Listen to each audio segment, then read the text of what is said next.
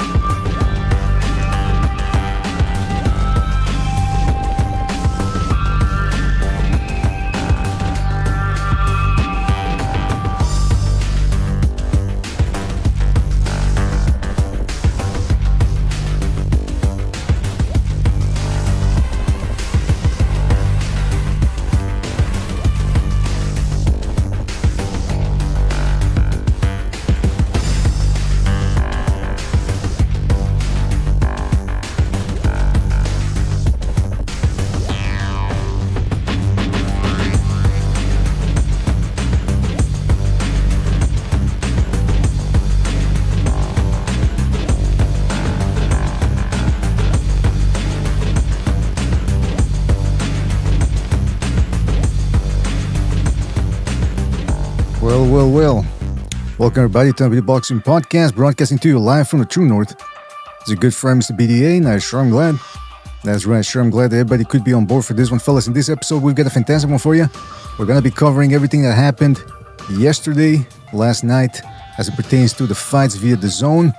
We're going to talk about some rumors going on, certain fights being made that don't seem all that appetizing, rematches, plus more, and I mean plus more, so stay tuned for that one. Before we get down to the business, let's get the fun out of the way. Excuse me, I said the opposite. Before we get down to the fun, let's get the business out of the way, fellas. You know the drill.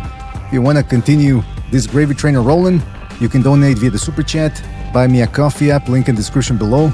You can also join the Patreon or the membership program, that way you get more bang for your buck. But the most important thing is you continue to like, you subscribe, and you spread that BDA gospel. Shout out to all of you guys for joining us.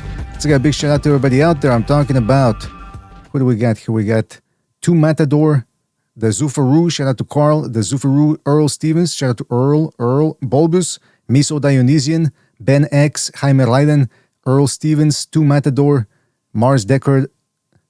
Who else? We got the Don J, Morbi DC, Alfredo Contreras, Windy City, and many more people to come. I'm sure Celestial Being in there as well. And shout out to Mars Decker for his contribution with the super chat right off the bat there. Shout out to him. He says, what's he saying? He says, salute, Mr. BDA. Here's a small contribution for Starlink Internet, VMC. We was kings, man.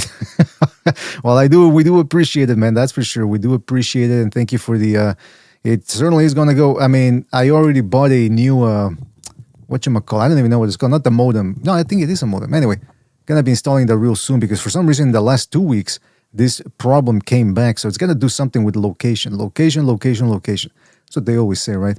Let me share the screen here with the people here jumping in. We got Bucho and we got Frank. Frank, hey. Shout out to you guys. Thank you for joining us. Yo. What's up? All right, now listen. Let's get right down to the fun here.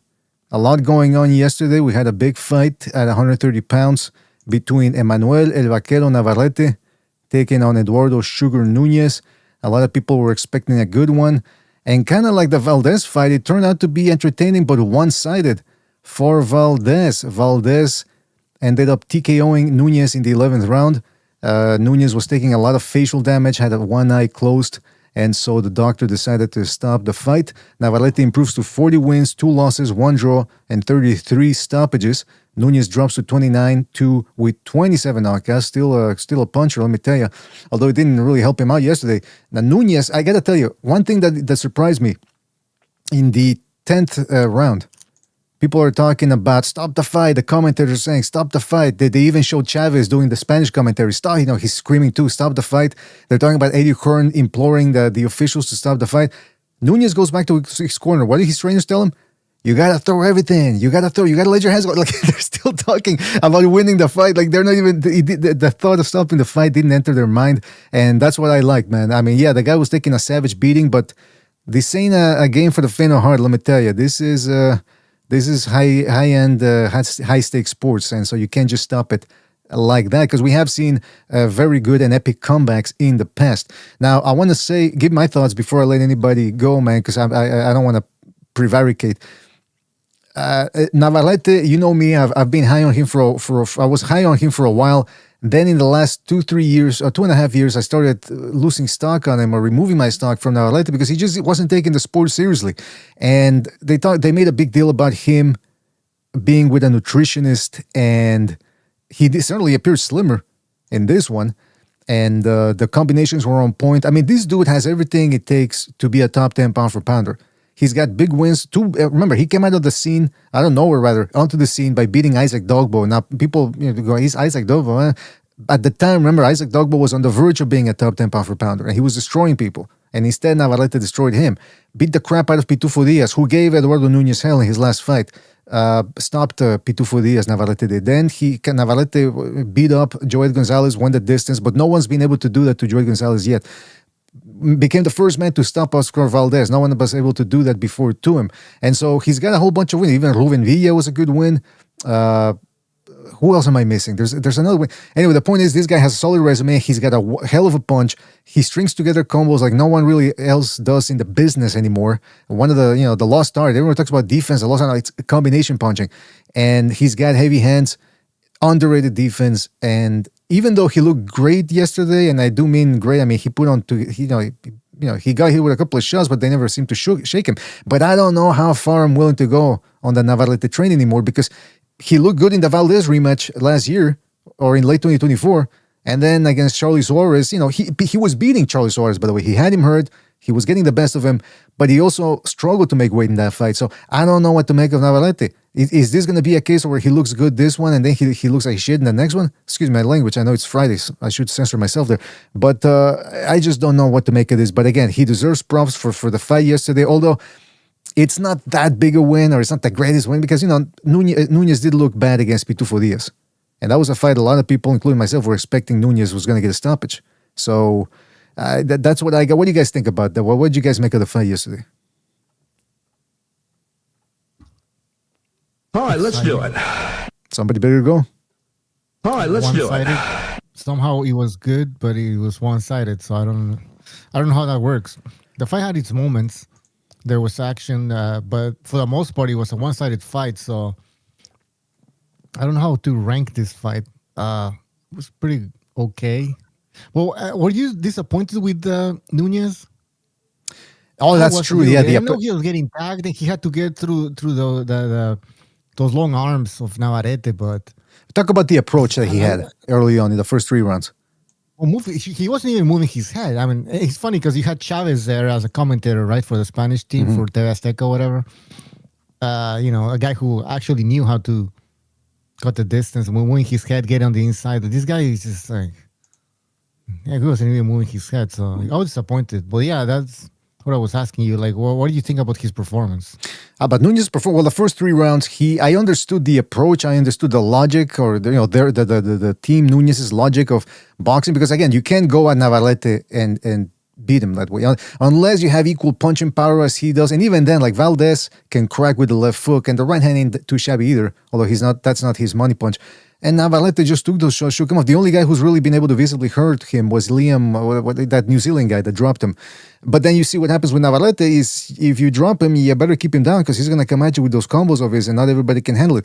Denis Beranchyk beat him, but it was a very uneventful fight. Neither guy landed that much.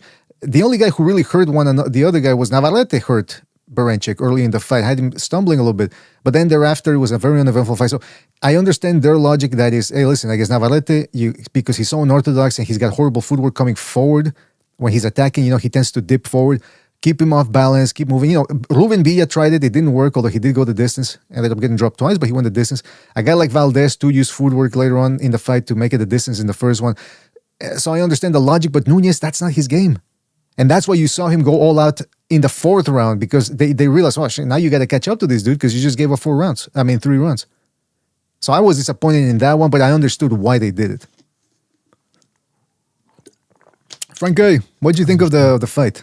Yes. What I'm hearing, the conversation is now at that pound for pound now.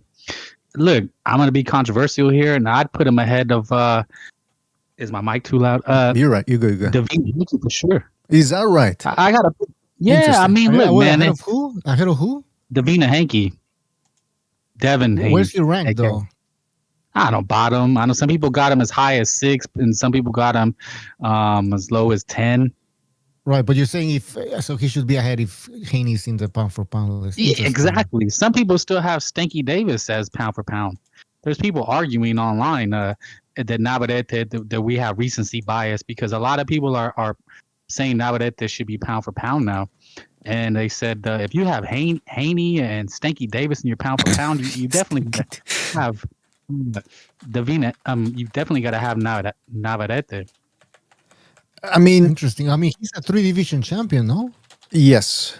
Let me play. I mean, I'll look at both sides of the coin. First, I'll flip it. I'll sort of like he pound for pound. Come on. I'll flip. I mean, I'll try to be devil's advocate here. On the one hand, he hasn't looked. He's been hot and cold. And when I say hot and cold, I mean very hot and then very cold. And pound for pound, especially the top 10, it's all about consistency.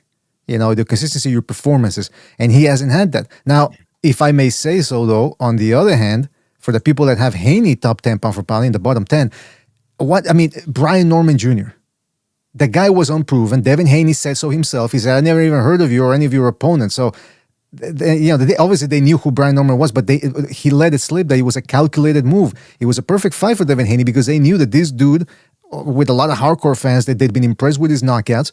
And so they knew that if Haney beat Norman, that it would give them a lot of clout, a lot of credit. But, I mean, Norman Jr. wasn't really all that. And then before that, Devin Haney looks like crap against Jose Ramirez, ends up running and clinching his way to the decision. People say, he won. Well, I mean, how did he win? That's another thing. And then before that, let's not mince words, he ended up getting beat up and literally got the shit beat out of him by Ryan Garcia. You know what? I'm cursing so much. I shouldn't be cursing. He beat the crap out of him. Button? I got a bleep button. Well, thank you. I got one here too, man. I can bleep you. I think we need 2. That's how dirty I'm going to be today on a Sunday show of all times. I'm going to need 2 censor buttons. Shout out to Food TV for joining us here. Shout out to the real Food TV. Food TV, I missed you going live yesterday, man. But I'm glad we have you here so you can give us your thoughts on the fight. But anyway, to Frankie, to your point, I mean, Devin Haney also has looked bad before the Norman fight. And the Norman fight, well, who really was he? So I suppose one could make the argument, but we'd have to spend all day doing it. I think he has a good argument.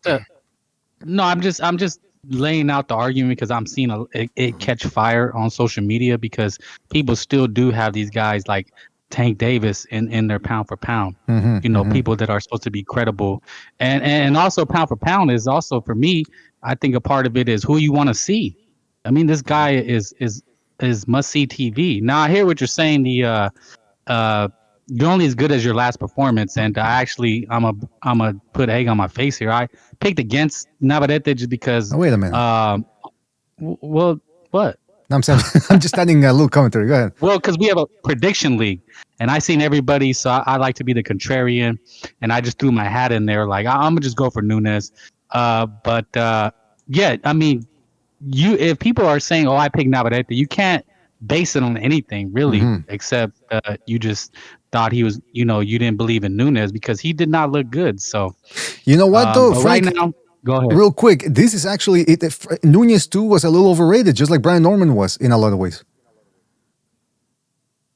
Yeah, I mean you could say that, but the fight itself, in the manner in which Navarrete won. I mean, Haney humped Norman to death, and Norman had zero answers. I mean, at least Nunez went out in a shield, and that's what I give a lot of credence to. Guys, or do they just go out like with the whimper like Norman, or do they go out with the bang like Nunez? It wasn't his fault; it was stopped. Oh, whoa! But man, I give credence to how you finish, how the fight plays out, and was it entertaining? That's the same thing we used to say in the industry. It's not about how you start, it's about how you finish. The finish, it's the most important one. I get what you're saying, though, and you know what? A lot of people also have, like, some people in the chat are saying Oscar Collazo. So a lot of people have him top 10 in the bottom 10, rather, pound for pound. We got Food TV joining us here, the Real Food TV. Don't forget to go check out the Real Food TV and Frank Bay's boxing channel, Boxing with Frank Bay. Go check him out. Food, I'm curious to get your thoughts on last night's fight. Which one? Navarrete versus Nuñez. I was very impressed by it. Some of the best footwork I've seen in a long time. I said he's very dynamic. He reminds you in some ways of Lomachenko.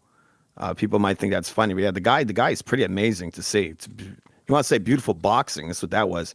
There's no position that guy had an issue. He got caught up on the ropes. He's coming back with bombs, hitting this guy like 3-4 right hands in a row, and then shifts. Here comes a big left hook. Like it was a great performance. It was just really amazing. I thought it was fucking amazing. The guy, talk about one of the. I mean, look, we've seen Shakur Stevenson. They're building this guy up. Even Ryan's performance was nowhere near to this. Neither one of those guys, This was really, really impressive. You know what's interesting about that? Devin Haney was watching the fight. He was on in the right? Yeah, he was on the zone thing, and then in between rounds of the main event, they asked him, "What do you make so far?" He goes, "Oh, he's Navarrete is a monster." It's like, guys like him can tell, like, he fights the way he fights. It's a very different approach. And then you got a guy like Navarrete. And by the way, the impressive thing about Navarrete, even when he loses, he doesn't really get hit that much. I mean, I guess some people could look at him in the Charlie Suarez fight and go, what about in the Charlie Suarez fight? He was cut. Yeah, that was from one punch. And yeah, he's not a perfect defensive fighter. I mean, I still say Shakur Stevenson is a better defensive fighter than he is. But what Navarrete lacks in that department of defense compared to Shakur Stevenson, he makes up with combination punching, heavy hands. He's more slippery. I'd say he's way more slippery than Shakur. But He's what the do you kind mean of by guy that? that he'll make a slip. You go and you throw your punch, and boom, he comes right back and he hits you. When you mess up with this guy, he'll make you pay for it. Where Shakur, you're just kind of just wasting your energy swinging away at this guy that barely does anything. The penalties for missing versus Navarrete is much higher than a guy like Shakur. You could get knocked out by him if, you're trying to be really rough. And that's why this guy wasn't throwing a lot at him. So he was getting clipped with all kinds of big shots. I'm surprised he didn't get knocked out sooner in that fight. And he didn't get knocked out. True, it was a TKO stoppage. But yeah, Yeah, were you guys surprised that the amount of punishment Nuñez was able to take? Because even at the end there, I mean, he seemed lucid. He didn't. Well, He only- his build is built for that, right? He's like a little pit bull in there. He had this little midget body with like a big ass head. Mhm. So, and he had that beard. You know, they should trim those beards. I think that helps. Yeah. You know, I would if I was a fighter, but hey, man, make him trim that shit. I think he could have gone the distance. I wasn't too big on the stoppage. Because I think he had a round in him. One last round. Obviously, it was what, 1 round left? Yeah. And they did that twice in the same night. There was another Yeah, fight but with it the doesn't Vargas. seem like did he the had same a thing. chance. I mean, I know anything's possible, but he never hurt Navarrete. I think maybe he hurt into the body. right. He never really, like, one more round and his eye was fucked up. Like, it It was exploded. almost closed, man. right? But remember, he was like swollen and then it burst open or something. I've never seen that. He It was had 2 fucking cuts disgusting. on it. He had 2 cuts on there. I'm glad He that had a lot of left Fucking hooks. gross. first of all, the doctor who was examining him, I don't have a picture of the guy, but he looked like an evil Dan Goosen. And Foul Pole in the Discord said, that's the guy from the concession stands. That's not a doctor. And then he says, I think I just saw a mustard stain in his shirt. Now, I'm not going to say, I mean, I don't know if the guy was a doctor or not, but I'll tell you what, he was a hell of a lot better than that doctor they had on, I think it was on ESPN about a year ago. This dude is examining the cut. He's fucking opening it up with the fingers. He's prying it open. He's sticking his fingers. It was bizarre. It was disgusting. And I don't think that guy was a doctor. I think he was a butcher or something that they hired to pretend he was a doctor. But yeah, I'm surprised about Nuñez that he was able to They didn't take. put any ice on that guy's eye. I remember I was in a Sober's chat last night. Quags kept pointing that out. And I was noticing it. Like, You mean like, Wagers? where's the end? Like end swell. Like, where's the end swell in this guy's eye? They barely put anything but Vaseline on that thing. Yeah, on Quash that thing. kept saying, like, why does he keep pressing on for a few seconds? Just keep that on the whole time you're Exactly. in Yeah, the corner. you want to bring that swelling down. Well, Quags has a and they lot to weren't doing say. Quags has a lot to say over at La Taqueria during fights. He has a lot to say. Tell me about it. But I agreed with them. Shout out to Quags. 100% on that one. So I got to point it out. Yeah. Shout out to Quags or Waggers, as he's called in some corners of the internet. But yeah, you guys are right, though. I mean, it's but to Bucho's point, the 1 round could have been the difference, right? He could have gotten seriously hurt, but at the same time, I mean, there's 2. Well, that was kind of my point. I said, Exactly, why but did you they know what? stop it? But that's the thing, Food. There's 2 schools of thought. One is, well, the guy wants to Yes. go out on his shield or at least go the distance so he can say, I've never been stopped before. Then again, Margarito said the same thing against Pacquiao, and that ended up finishing his career and ending it because the guy's eye got all screwed up. So, But it was before that. His eye was real busted up before that. He had some cuts, a was little closed. swelling. I think he could have done one more. You got to give it to him. He's already. It was. You got to give it to the guy. You It was need close, to do it. dude. Now this is was boxing. completely You know, close. he's got that champion spirit, and he wanted to close it out. He was Yes, pissed sick. when they shut that down. That dude was pissed. They shouldn't have done it. Just let him go. Look, if you take some blows in that last round, and you're like, oh, don't look too good, then you stop it in the round. But you don't stop it before the round. I think they should have gave him one more round because he was a champion. It was, obviously unification. Yes, exactly. I think that He would have came in. They would have gave us an amazing round probably there because that guy They wanted looked to at win it that twice. fight. We didn't know. Dude, They looked at it twice. He would have gone down. He would have came in there strong, and they would have given us a great round of boxing there. And they shut Well, let it me down ask you: before it happened. was the eye closed? Yes or no?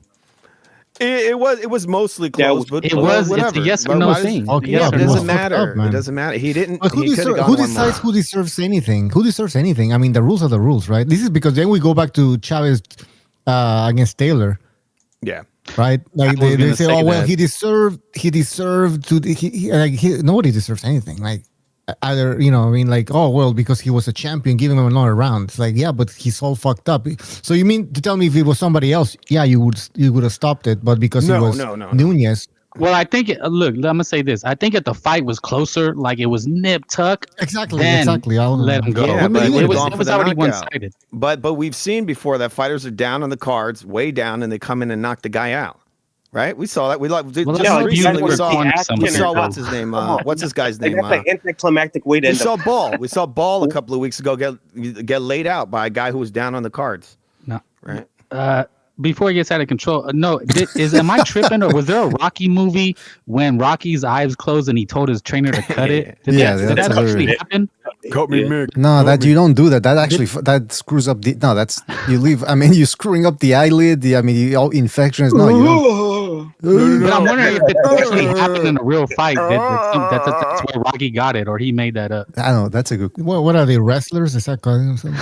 He probably got it. He got it from some real life stuff. You got to let that whatever's in there out. What is it? Inflammation? Yeah, that might have been No. Oh, and that's the other thing is he started. Who? No, it was. We're gonna talk about it later. But the Emiliano Vargas fight, the dude he was fighting, Quintana, the Argentinian guy. His eyes was swollen, and he started blowing his nose. That's a big no-no. You don't blow your nose.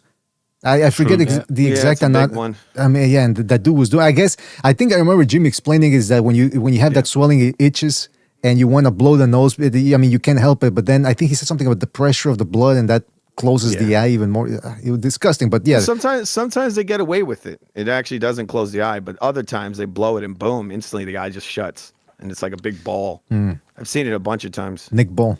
Usyk Foster. Yeah, Nick Balls. That seems to be the next one, right? The next opponent that people. Just real quick, did you guys ever hear that story where is it some trainer? Is this made up? You think it's real? A trainer was saying that the doctor was in the corner and his eye was closed, and then they hold the fingers up, and the trainer was like tapping his hand to tell him how many fingers. Yeah, they said that. I forget which fight, but also in that movie Creed, I think. Remember? Oh, is Creed that right? 1, but I remember Creed 2, Arturo Gatti against. It wasn't against Ruelas. It was against the other dude with the yellow trunks. I forget his name. But they were about to stop the fight. He goes, "How many fingers?" And the doctor was actually yelling, "No, how many fingers?" Because he was trying to look away. The trainer, he was looking at the trainer, and the doctor was actually shouting at him and scolding him. He's like, "No, you look at me. How many fingers?" And then he was able to pass, and he ended up getting the knockout. Gatti did. But to Bucho's point about the who's next. Can we all agree Charlie Suarez deserves that rematch? Because he got screwed in the first one. Also, yeah, good fight.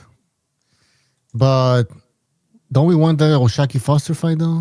Yeah, but I mean, in a fair world, yeah. Get him out of there. I'm sorry, the guy's boring. That's why I'm saying. That's I don't gonna be a turd and a half of personal. a fight.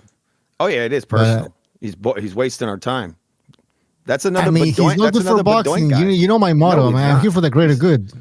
So no, he's not good for boxing. He fights in an amateur. No, I know. I'm saying he's not good, so he needs to be taken out. Well, first of all, let's talk about this. First of all, because Byron Nivola says, "I don't know, fellas. Suarez was effed up. He only came on in round 5 or 4." I agree. Navarrete was winning. He was busting him up, but that punch from Suarez did cut him. He cut Navarrete, and if they were going to stop the fight, which they did, they said, "Oh, it's because of a headbutt," but it ended up being a punch.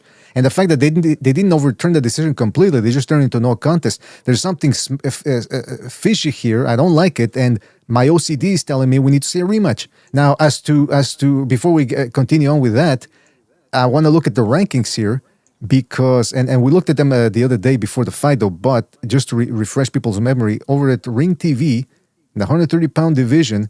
They have Usyk Foster as the best guy in the division, not the champion, but as the guy under the vacant championship. Navarrete right behind him. Usyk Foster, this is before they haven't restructured the ratings based on what happened yesterday. I suppose they're going to update them this week. But Navarrete did beat Nuñez, who was number 5. In his last fight, Usyk Foster beat Stephen Fulton, who was coming up from 126. And if you look at their last 5 fights, they've all got similar records. Navarrete lost the before last one, which was against against Beranchyk, but then Usyk Foster 3 fights ago lost to Conceição. And if you ask me, he should have lost the second one, not the first one, but he should have lost the rematch. So, all things considered, does Navarrete's win over Nuñez put him ahead of Foster in the rankings? Yes, in my opinion, it does. Well, I guess it's inconsequential. Maybe not, but they have to fight. That's what I was going to get to. Yeah, I don't care. And who is Usyk Foster? Like who is? He beat Conceição. Supposedly. He beat Conceição. What weight did one of the greatest fights I've ever seen in my life? What weight was that when he fought Ray Vargas? Was that 126 or 130? I think it was 130. 126. No, it was 130 because Vargas was moving up, trying to get a second division or third division title. Even then, that dude's not. He's not like a well-established 130 pounder. So yeah, if anything, Navarrete should be ranked ahead of him. I mean, I guess based on the strength of the performance, because Usyk Foster did befuddle Stephen Fulton, but again, Stephen Fulton 2 years ago was a super bantamweight. And then he just all of a sudden moves up. He moves up to 126, and then all of a sudden, one fight against Usyk Foster, who's pretty much a big ass lightweight. if you or a junior welterweight if you put it into perspective, and he couldn't even stop him the way he couldn't stop him. Inoue did. Inoue stopped Fulton. Shaky Foster, despite being bigger than both of the guys, couldn't do it. So I suppose one could make the argument that based off of the way Navarrete won yesterday against the number 5 ranked or number 4, whatever you want to call it, ranked on Ring Magazine, yeah, might be ahead. We got Gypsy jumping in. Can you show the people the results, please? What's up? Did you? What's up, BDA? So thank you for joining us, man. Did you end up catching the fight yesterday? Because that's what we're talking about, Navarrete versus. Yeah, I saw it. I saw the other one too. I forgot it. Vargas and Quarantino. I forgot his. I can't say Quintana. But let's stick to the Navarrete. Yeah. Because apparently, look at this. This is the the BDA poll that Butcher posted 19 hours ago. 3.5 thousand votes. That's 3,500 votes. 53% say Navarrete, 47% say Oshaki Foster. So it's close. It's close. What do you guys think? Oh, the fight between these two, if they ever happen. Yes. Yeah. Oh, it's a difficult one, man. I like Navarrete. I would prefer Navarrete to beat Foster, but I kind of like Foster too. I don't really hate the guy. I think he's an alright dude. I think Foster is. I think Foster would beat him based on how he moves and how calculated he is, based on those things. But it would be it won't be easy. It would be very, very close, extremely close type of fight. There's some comments. He's gonna give him moments, yeah. There's some comments here from that poll that say, for example, this guy says Foster washes him. Somebody says easy washes him. Man. Somebody says easy. They think because Navarrete beat a farmer who looks for work in front of Home Depot, he could beat Foster. Navarrete clearly lost to Suarez. Navarrete clearly. I mean, he clearly lost because he got cut. It's not like he was getting outboxed or anything. It was a cut. Was getting his ass beat up against Navarrete, and that cut, whether it was by headbutt or by a punch, it didn't matter. He was still getting his ass beat up. Suarez was getting fucked up by Navarrete. Got another one here. There's only been Y'all smoking dope. Shock final whoop all that tacos out of his ass. I don't understand though. Oshaki Foster has 2 nicknames, Shock, and he has 2 nicknames, Shock, and it says here his alias is Ice Water. So which one is it? Why Shock? Is he a knockout artist or something? Is he a knockout artist? Why Shock? Shock sounds aggressive. Well, I mean, he's actually pretty. Ice Water is more like it, man. With him, he's more like Ice Water. He's he doesn't. There's not much emotion that he shows in that ring. All right, but I mean, look, in terms of those comments. I mean, they're saying when's the last time Oshaki Foster watched? I mean, he watched Fulton, a super bantamweight, and now all of a sudden because of that he watches Navarrete. Now, look, I'm not saying Oshaki Foster doesn't win because I mean, if Berenchik can do it, I think Oshaki Foster can as well against Navarrete. But there's a flip side to that coin. Oshaki Foster did get outworked by Robson Conceição, and people cried robbery, but it's one of those instances where after a couple of days, people were like, that wasn't a robbery. Fucking Oshaki Foster let it slip. And the rematch too could have gone against him. So, and then let's not forget that he was getting outworked by Rocky Hernandez. Now, I know Navarrete is a different type of guy. He's got more looping shots than what's his name? Hernandez, who's a more stocky, compact guy. But I think I agree with Gypsy. It could go either way, but I don't see it being easy for either guy. By the way, this is interesting. There's a comment here because FQ was talking about the footwork and somebody's saying, y'all crazy. Foster runs circles around Navarrete flat foot ass. He tailor-made for Shaq. But you can tell by the comments, by the way, that he repeat the last sentence. He tailor-made for he tailor-made. I'm not even that's how it's written. See, Navarrete is more offense first. Thing is, Foster is more defense first. Like a different styles of fighting. More defense oriented. Yeah, exactly like that. I think the guy's eating a lot of donuts. Yeah, that's the gancitos and everything. Yeah, that's the problem. But so Fu, what do you think? So Oshaki Foster Navarrete, how do you see that one going? He went to the bathroom, I think. All right, well, Frank. Yeah, this is definitely a styles matchup, right? I mean, I know what they're saying with Oshaki or school him because Navarrete is unorthodox, but flat-footed. Yeah, it's a styles thing, but the best way for Stanky to win is to jab and grab. Everyone's stanky. I don't think. Yeah, Stanky, Cracky. No, but Me as a fan, if I'm a Navarrete fan, I say, man, fuck that guy. Go fight Casarce or something. Somebody exciting. Because the only way for that guy to win is to stink the joint out. We already seen this guy. I've seen him stink the joint out already. I don't need to see it again, and that's his best bet to win. Now, as a boxing hipster, yeah, you want to see it to see who's the best of the division. But as far as money and whatnot, Navarrete is the shot caller, man. That's a good way of putting it. He's the shot caller, and people. Yeah, I mean, he's people got to go see him. Yeah, everyone makes a big deal of unified titles. Well, he just unified yesterday, so I mean that to me is not a big deal, but for a lot of people out there, it's like, whoa, 2 belts, more sanctioning fees. If he fought that guy and that guy got a little cheesy fake win, I mean, it wouldn't mean anything to say who's the best. I mean, if you fight like a fucking coward and all you do is tap guys and run away, is that really proving you're better? Well, that's what I'm saying. There's two. Yes. Yeah. I was just the flat-footed thing because if he's here because he's funny. I don't know if you heard that somebody wrote that Navarrete is flat-footed. Yeah, because they don't know what they're watching. That dude's there's nothing flat-footed about him. He's like dancing around in there. I mean, you want to talk about slick, dude? That fucking dude is way slicker than even Floyd Mayweather ever was. They saw great footwork. He didn't have footwork like that. No, he didn't. Not even close. Not even close. He has like yeah, exactly, dude. He's in the pocket, slipping left, right, boom, boom, all over the place, boom, boom, and hitting the guy with all these shots. Oh, Food just TV. dancing What about all over there? What about when he was up on the ropes countering with the? Oh yeah, that shit was beautiful, and they act like guys like Shakur. Oh, look at him off the ropes. Oh, this guy's just like boom, and he slips right, boom, and he hits him with like 3-4 big right hands and then left hook, all power punches while his back is on the ropes. When do you see Shakur do that? Never. When do you see Floyd do it? Never. All these guys that build up as slicksters are not very slick. They're actually very robotic. They're extremely robotic. They jump back. They hit you with just one shot, you know? Ba-doink. And it's a touch. A badoink and a run. It's pathetic. I mean, don't build up those guys because they're not impressive. Foster and Navarrete got something in common. They're really good at beating up midgets. Well, Foster's like a fucking middleweight in there. You see how big he looked next to Fulton? He's Navarrete, right? Massive. He's like two weight classes bigger than Fulton. So what about Navarrete? Don't you think he's big too, man? Yeah, he is. He's not big like Fulton is. You know, he's man, they're about the same size, bro. What are you talking about? He's a bloat case. You know, he drinks a couple of beers here and there. Well, it was good to see that Navarrete didn't have trouble making weight this time, like he did in the Charlie Suarez fight. And so I think Don Chingazos told me that Navarrete's personal trainer or nutrition, whatever, it's his nephew. So when I heard that a week ago, I said, "Oh, come on, they're cutting corner." No, but apparently his nephew knows what he's doing, man. He probably hid the gancitos and the frutzi and all that away from Navarrete. Exactly. And he had to.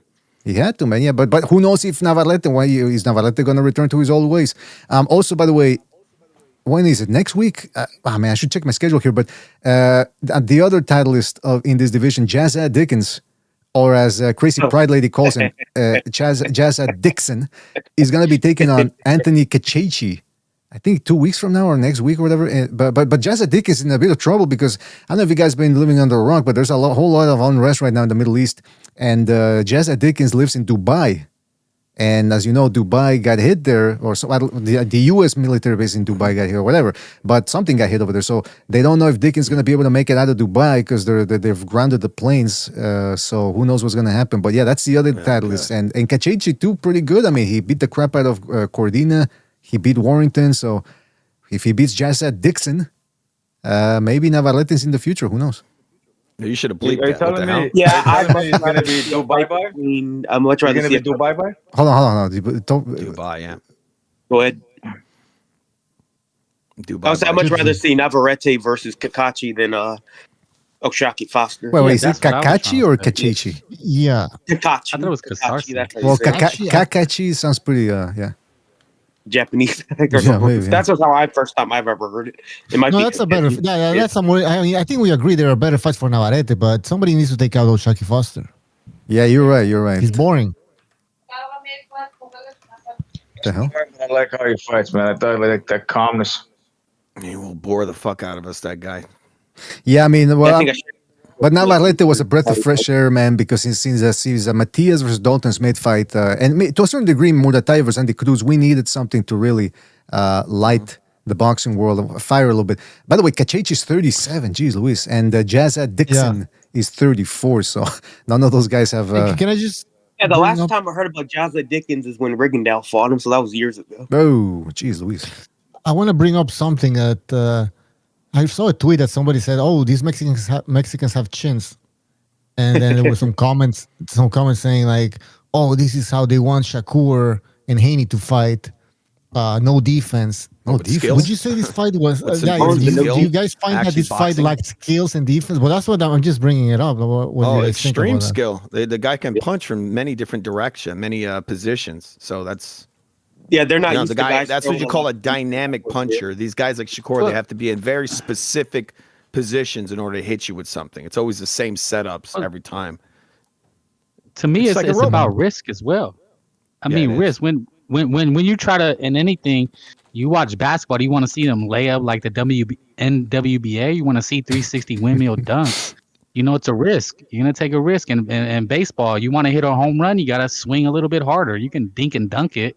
You know, Yeah. play small ball, but But also by their logic, how they want to see Nunez fight or both of them fight. Nunez wasn't winning fighting that way. The first 4 rounds, he was trying to look for the perfect shot, backing up. He was losing, so he had to give himself the best chance to win by pressure. What do you guys? Yeah, He was What do you did guys these think of people then Vargas? expect a low? Did they want a low punch output type of fight? So both Yeah. guys are Well, safe. they would've don't been like, terrible. I don't think they like the fact that Navarrete is very hard to hit, and he's also aggressive at the same time.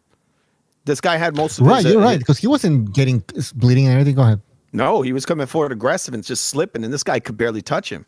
He was like, "How the fuck do I hit this guy?" And he wasn't Yeah, wait, he putting won nothing some. with these punches. To Nunez credit, he won some rounds. He didn't. It's not like Navarrete won all. Well, yeah, like mostly 2 blown out. 2 rounds. I It's think like I two. gave him Maybe 2 rounds. Yeah, I think gave him two, like 2-1. maximum 3 rounds. I gave him 3 rounds, and I I don't even know think. about. I don't even 3 know rounds about is that. a bit I don't know. generous. Well, I'm rough estimating it out. Like I wasn't really scoring it. I just based on like what I saw. I was like probably most 3 rounds.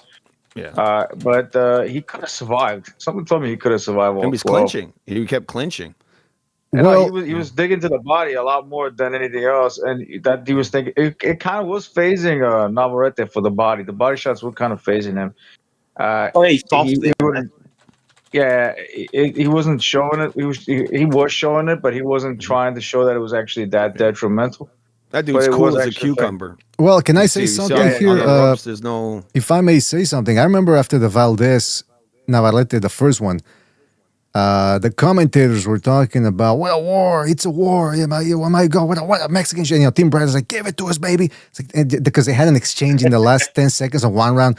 And after that, I remember after the fight, I looked at the headlines and like Mexican shootout, Mexican this. And I'm thinking it was kind of one-sided for Navarrete, just like the Nuñez fight was. And then the compy box number. So when Valdez when Navarrete beat Valdez in the first fight, according to CompuBox, Valdez landed 140 shots out of 436. All right, so 140 shots. I'm thinking if he landed 140 shots and this guy's a power puncher, why wasn't Navarrete marked up? He was never hurt. I mean, I thought, and Navarrete, remember, he was being the aggressor for most of the fight. So for a guy who was throwing a lot of shots, he didn't really get a hit against a big puncher, never got hurt. Conversely, here, Stevenson versus Valdez landed 110 shots. So according to CompuBox, Navarrete got hit with 30 more punches, but it certainly didn't seem that way. And he was way more offensive than Stevenson was against Valdez. So it's actually a pretty good defensive display from Navarrete, if you ask me. And he took the guy out, right? He took him out. Well, Stevenson couldn't.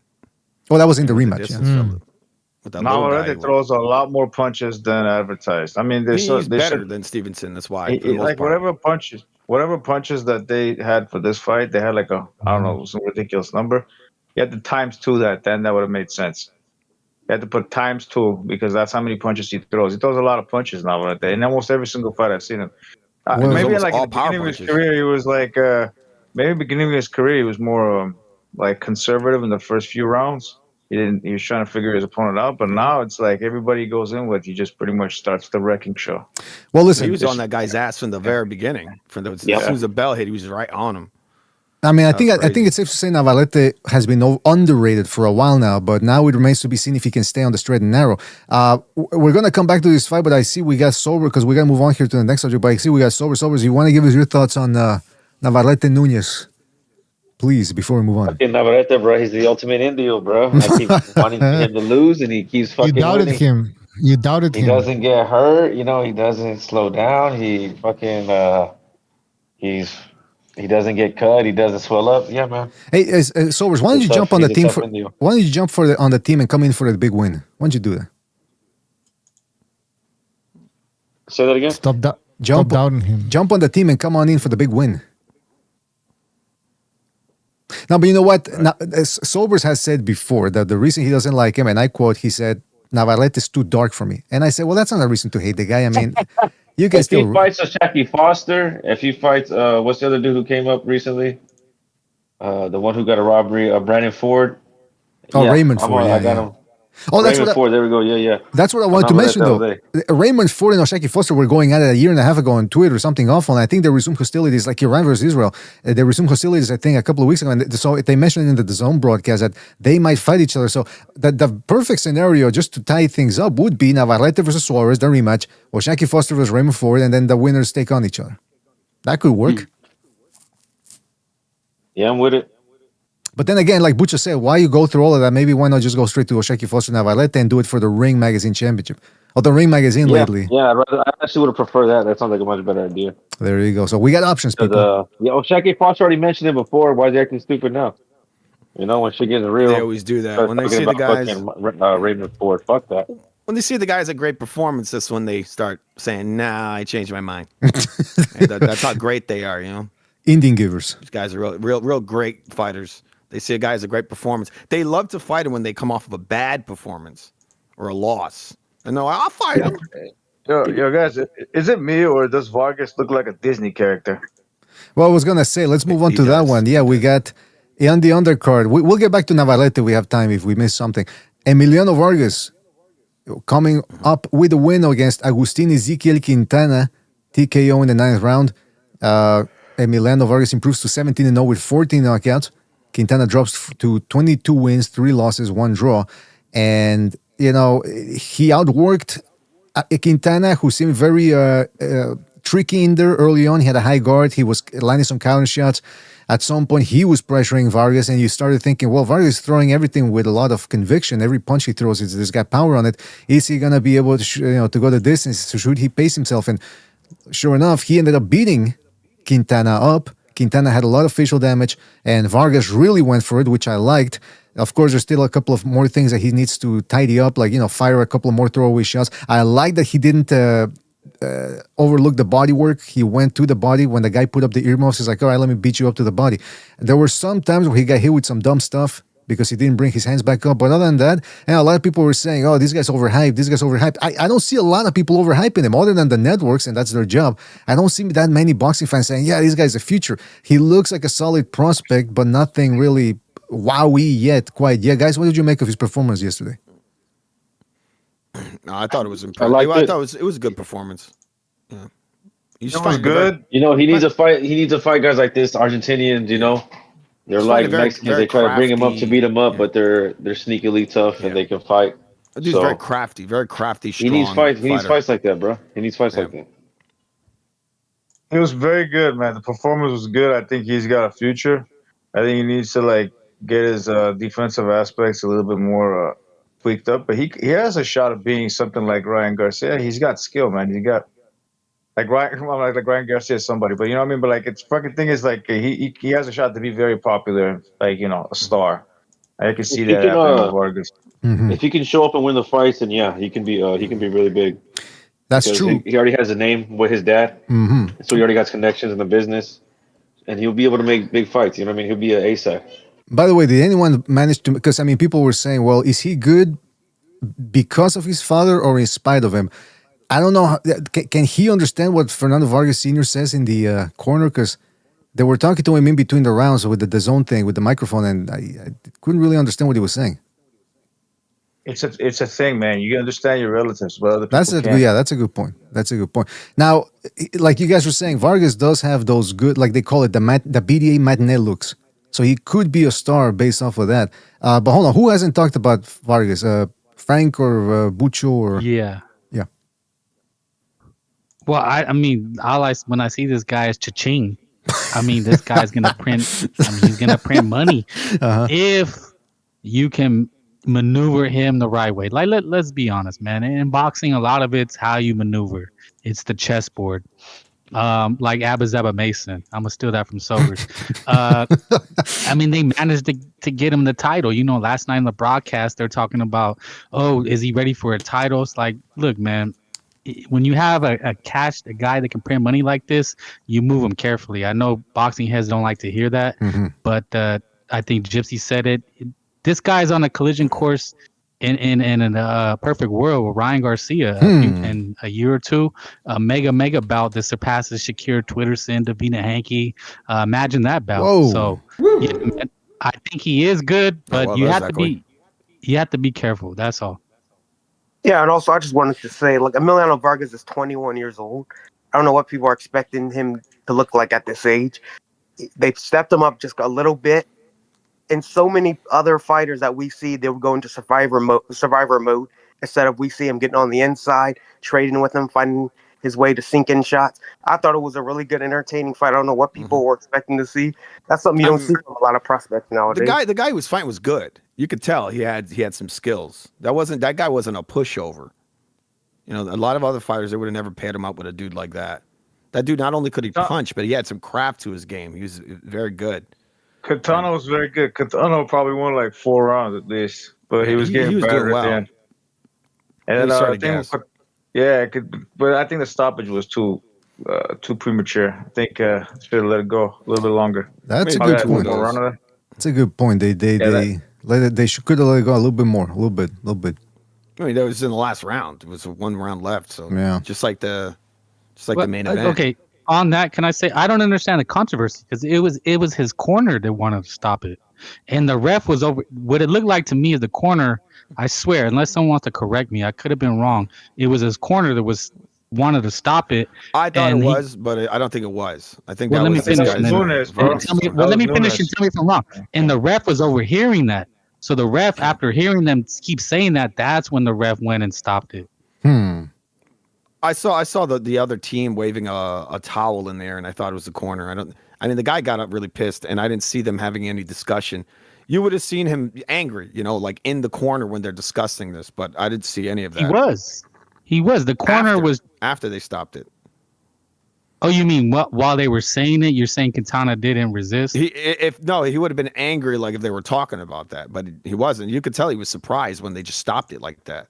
It came out of nowhere. The ref came up to them, and then he just like waved his arms, and that was it. And then the dude was like, "No, what the fuck? Corner. I'm telling the corner is the one that was saying we want to stop it. It was the corner that was saying it."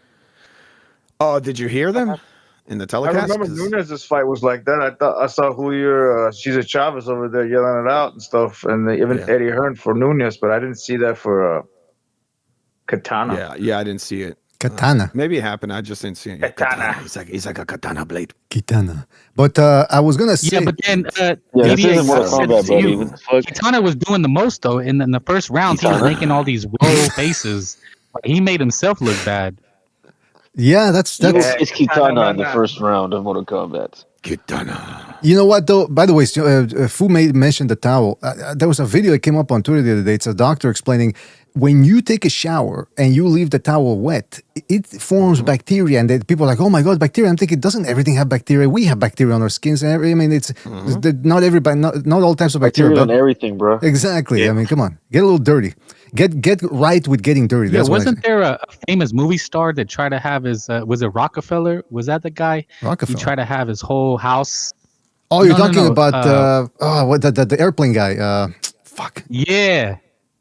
And like his whole house. He was like germaphobe. Howard Hughes. Thank you, Fu. Yes. Okay, there it is. Yeah. Yes, he was a huge germaphobe. Yeah. Wait for the future. The only reason I know about Howard Hughes is because that episode of The Simpsons where Burns goes nuts in the casino. But yeah, man. I mean, Frank made the perfect. He said, yes, Vargas is a license to print money. That's what he is. He's a money machine, kind of like the BDA show. So I mean, if the future's bright for him. The future's bright for him, but he just has to, you know. And like Quinn said too, 21 years old. I mean, come on. What were some of these other prospects that now have belts? What were they doing at 21 years old? I mean, they were knocking random guys out in 3 rounds. People were saying they were so great. Yeah, we didn't get to see their skill set. We're seeing this dude has a skill set, and it's just going to get better as he gets older. Like I don't see what. I hope this doesn't hurt Vargas' image, but he looks like he belongs in Pocahontas. And he has like a cartoon-like face. Okay. You didn't say Apocalypto. That's how Vargas looks. Vargas, they have like he has like this very like chiseled jaw, but then there's not much features on the face. Just like no, these it's weird his black- personality, dude. Okay. No. All right, what are we doing? Let's keep He it. looks like boxing. an anime. He looks like an anime. He looks like anime. He needs to. No, but it's also. Can I say this? It's also his personality. Like him and ass and fighting over ass, and this guy, he's locked in. Like he's all clean business. cut. He's clean cut. No tattoos. Just all about business. As I noticed that. Like his dad used to chase a bunch of poontang, get in fights. Are you drink saying a lot. he needs to bone smash from the Lux Maxing department? Bone smashing. He's got it going on. Except I found the detail, bone smashing guide. Bone smashing Wolf's Law. Bone smashing is hitting your facial bone. Emiliano is What do you mean Emiliano's about that? practicing semen retention. That's his secret. keeps the testosterone Ultimate power. Hey, man, you know, they said Mike Tyson didn't have sex up until he's 18 years of age, so that, you know. Custom model doesn't count. Doesn't count, right? Hey, by the way, we're gonna smashing. we're gonna open up the phone lines soon in about half an hour, maybe less, depending on how things go. Because it depends on how fast we get to some of these subjects here. But yeah, we'll keep an eye on Emiliano Vargas. Not to be too harsh, but don't overhype him either. That's steady wins the race. Also on the undercard, Abel Ramos, the ultimate one of the boxing's best gatekeepers, wins via split decision against Amir Smalls. 2 scorecards of 98-92, 97-93 for Ramos, 1 of 96 and 94 for Smalls. Smalls started out okay. I think that the zone commenters were making too much of his work early on. It's like, oh, it's a wipeout early on. He was doing just enough, I think, to have a bit of a lead, but not that much where you could say he won all 4 rounds.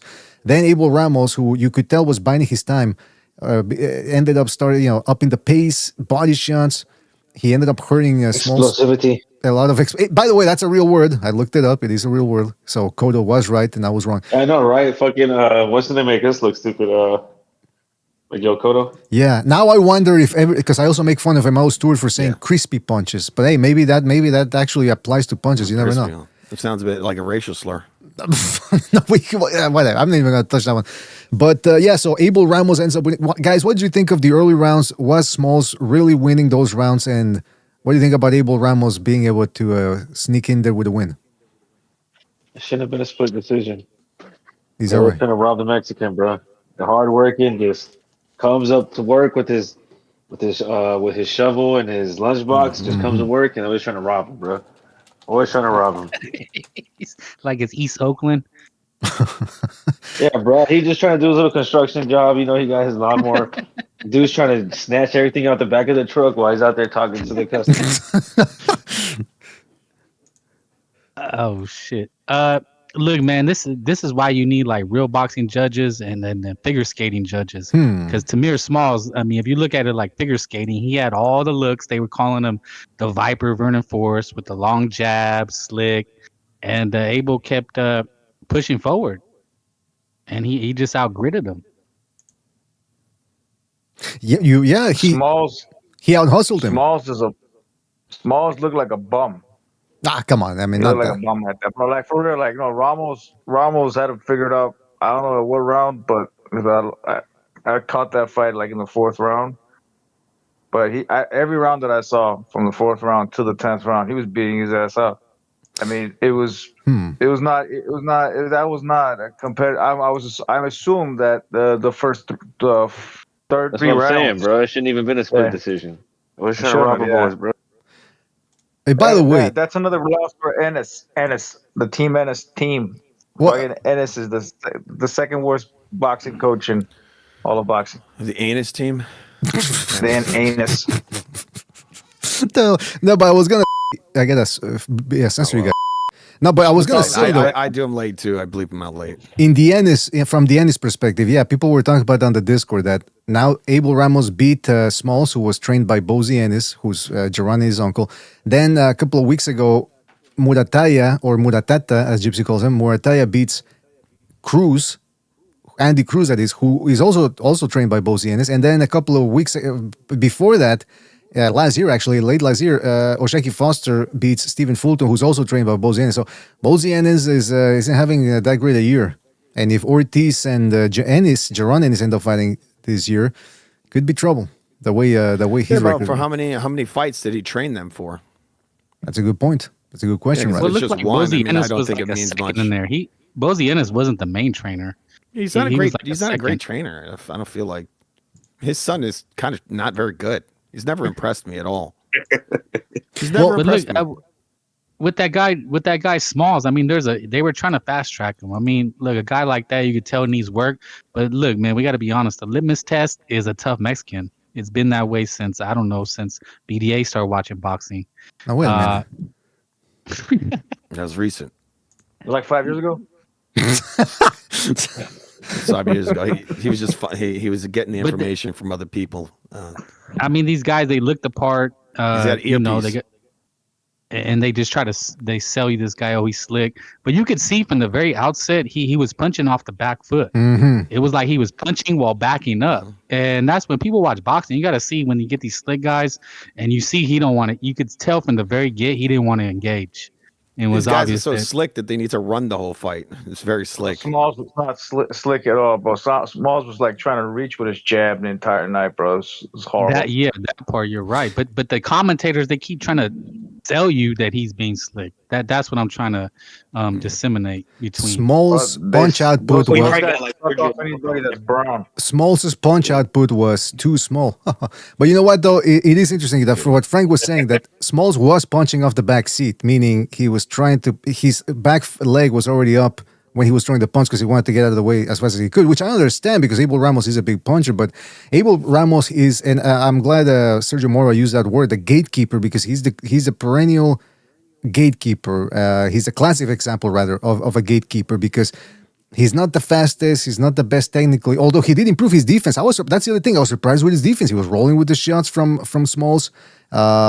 Smalls, sometimes Smalls would say, okay, I'm in range, I'm going to get him. And then Ramos would lean back or he would roll with the right. He would change levels like, whoa, this dude is really coming to his own. 34 years old, past his peak, but still he's putting on some wrinkles, adding some wrinkles to his game. And then again, and that's the ace in his hole is the power. Reminds me a little bit of Darnell Boone, another guy who's a classic gatekeeper. He pulled off some upsets, gave some guys some very scary moments. That's Abel Ramos for you right there. Also, I was looking for photos of Ramos versus Smalls, and I found out this one here from TikTok, and this is the thumbnail. You know those guys who put their faces in the actual like they have a video in the background, and they use the green screen to put the outline of their faces in front of the video. So check this out. Those are the worst, and then they just make these stupid faces.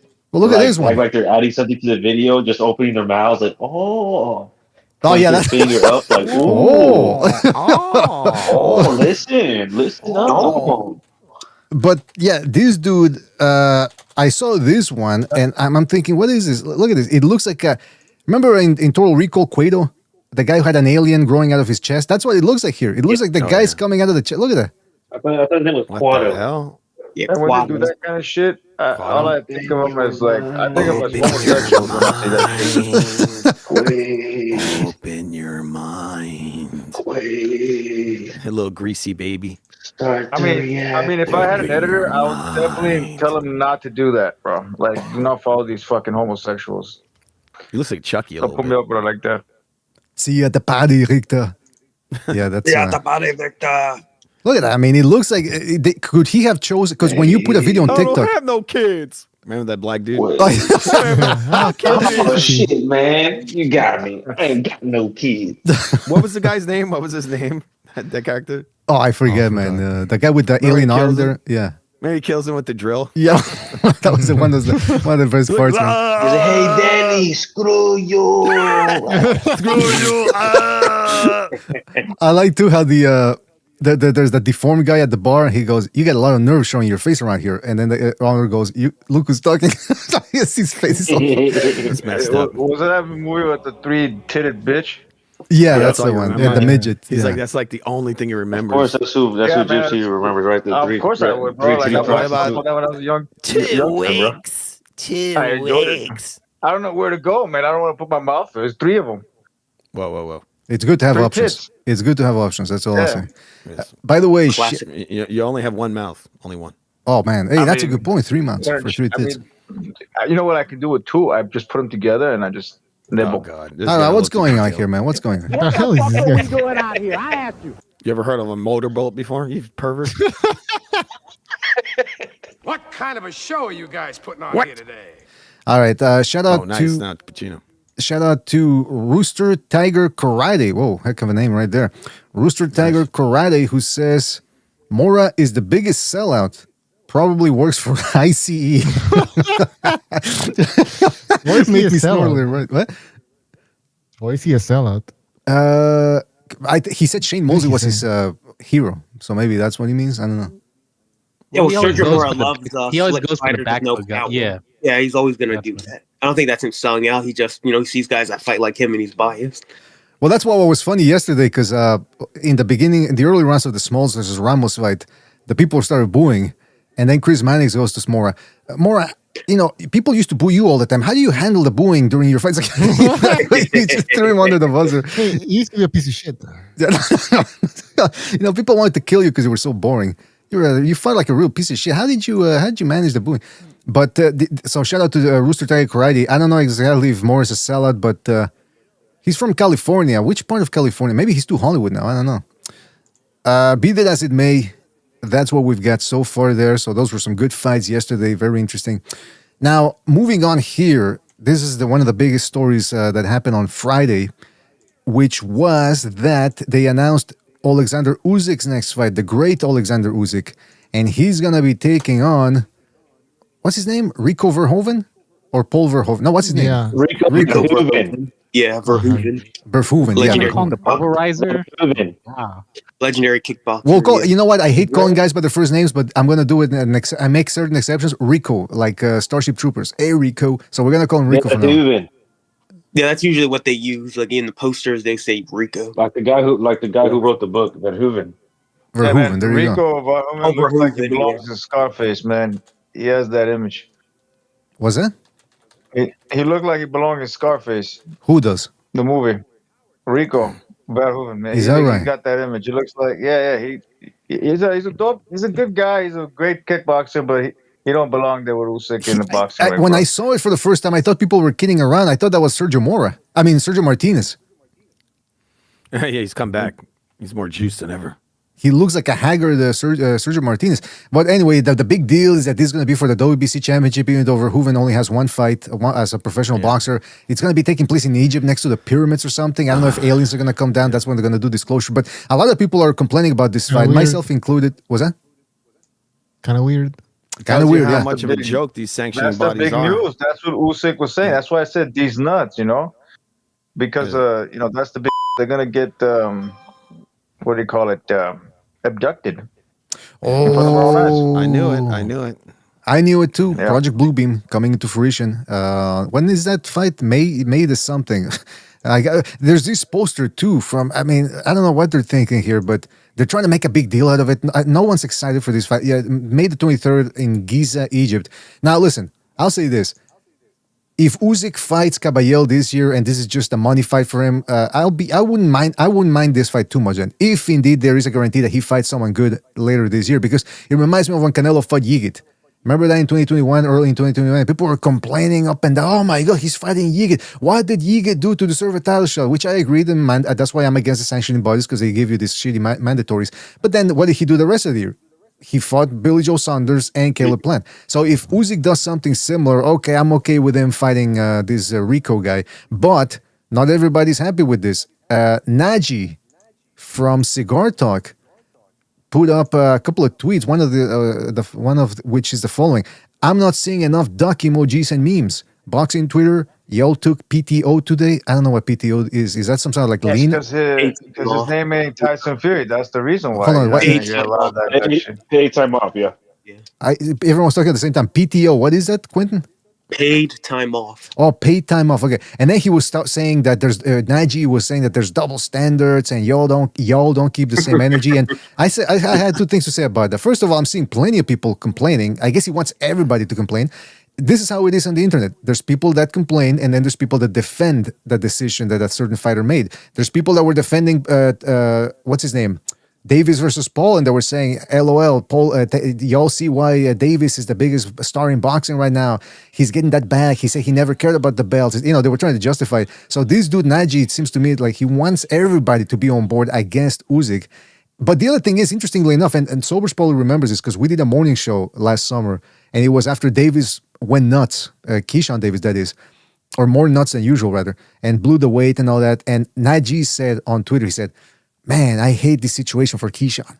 It's like, I hate this situation for Keyshawn. No, he didn't condemn him. He didn't say this guy's fucking him. He said, I hate this, as if it was out of Keyshawn Davis's control. So I didn't really know much about Naji back then, and I still don't know much, but I've heard people on Twitter say, accusing him of being racist, like white fighters, blah, blah, blah, which, we've been hit with the racist accusations too in the past, so I don't know what to make of it, but what can you guys add to this? And do you agree with Naji? Should people be going more at Usyk? And is Naji indeed a race-based type of Twitter personality? I think you guys are racist, because if this was Tyson Fury, it would be fucking putting him up on a fucking pole right there, like fucking Dracula and shit. Oh. Yeah, but that's the thing. See, now you know what he's doing this for is because the Caballero is a dangerous fight for him. I think he beats Caballero, but I don't know how much how old he's he doing is right some now. cherry picking, man. Yeah, Usyk is just he's at the end. Definitely. He's at the end. See how I'm defending him? He's your boy. I'm defending him. He's at the So, end. like, He knows it. He knows it. And that's true. And the thing is, freaking the thing with Caballero is not going to sell as much. But at the same time, Rico was never as big as Francis Ngannou. He's big. That guy is very big.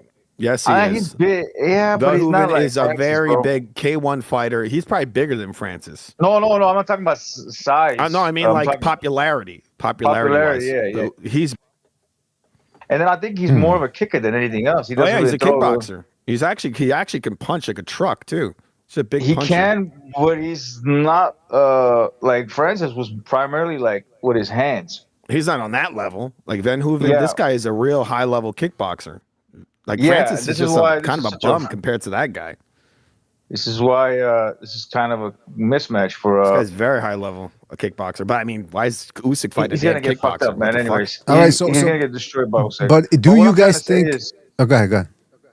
Yeah, what I'm trying to say is that what are you trying to say? Risk over here where he's taking is not the same thing as Francis, because Francis is much more of a power puncher than this dude was. Oh, he is a power puncher. Yeah, it's not the same level of risk. This guy's a better striker. He's a better striker than Francis Ngannou. I don't think the fight should be happening.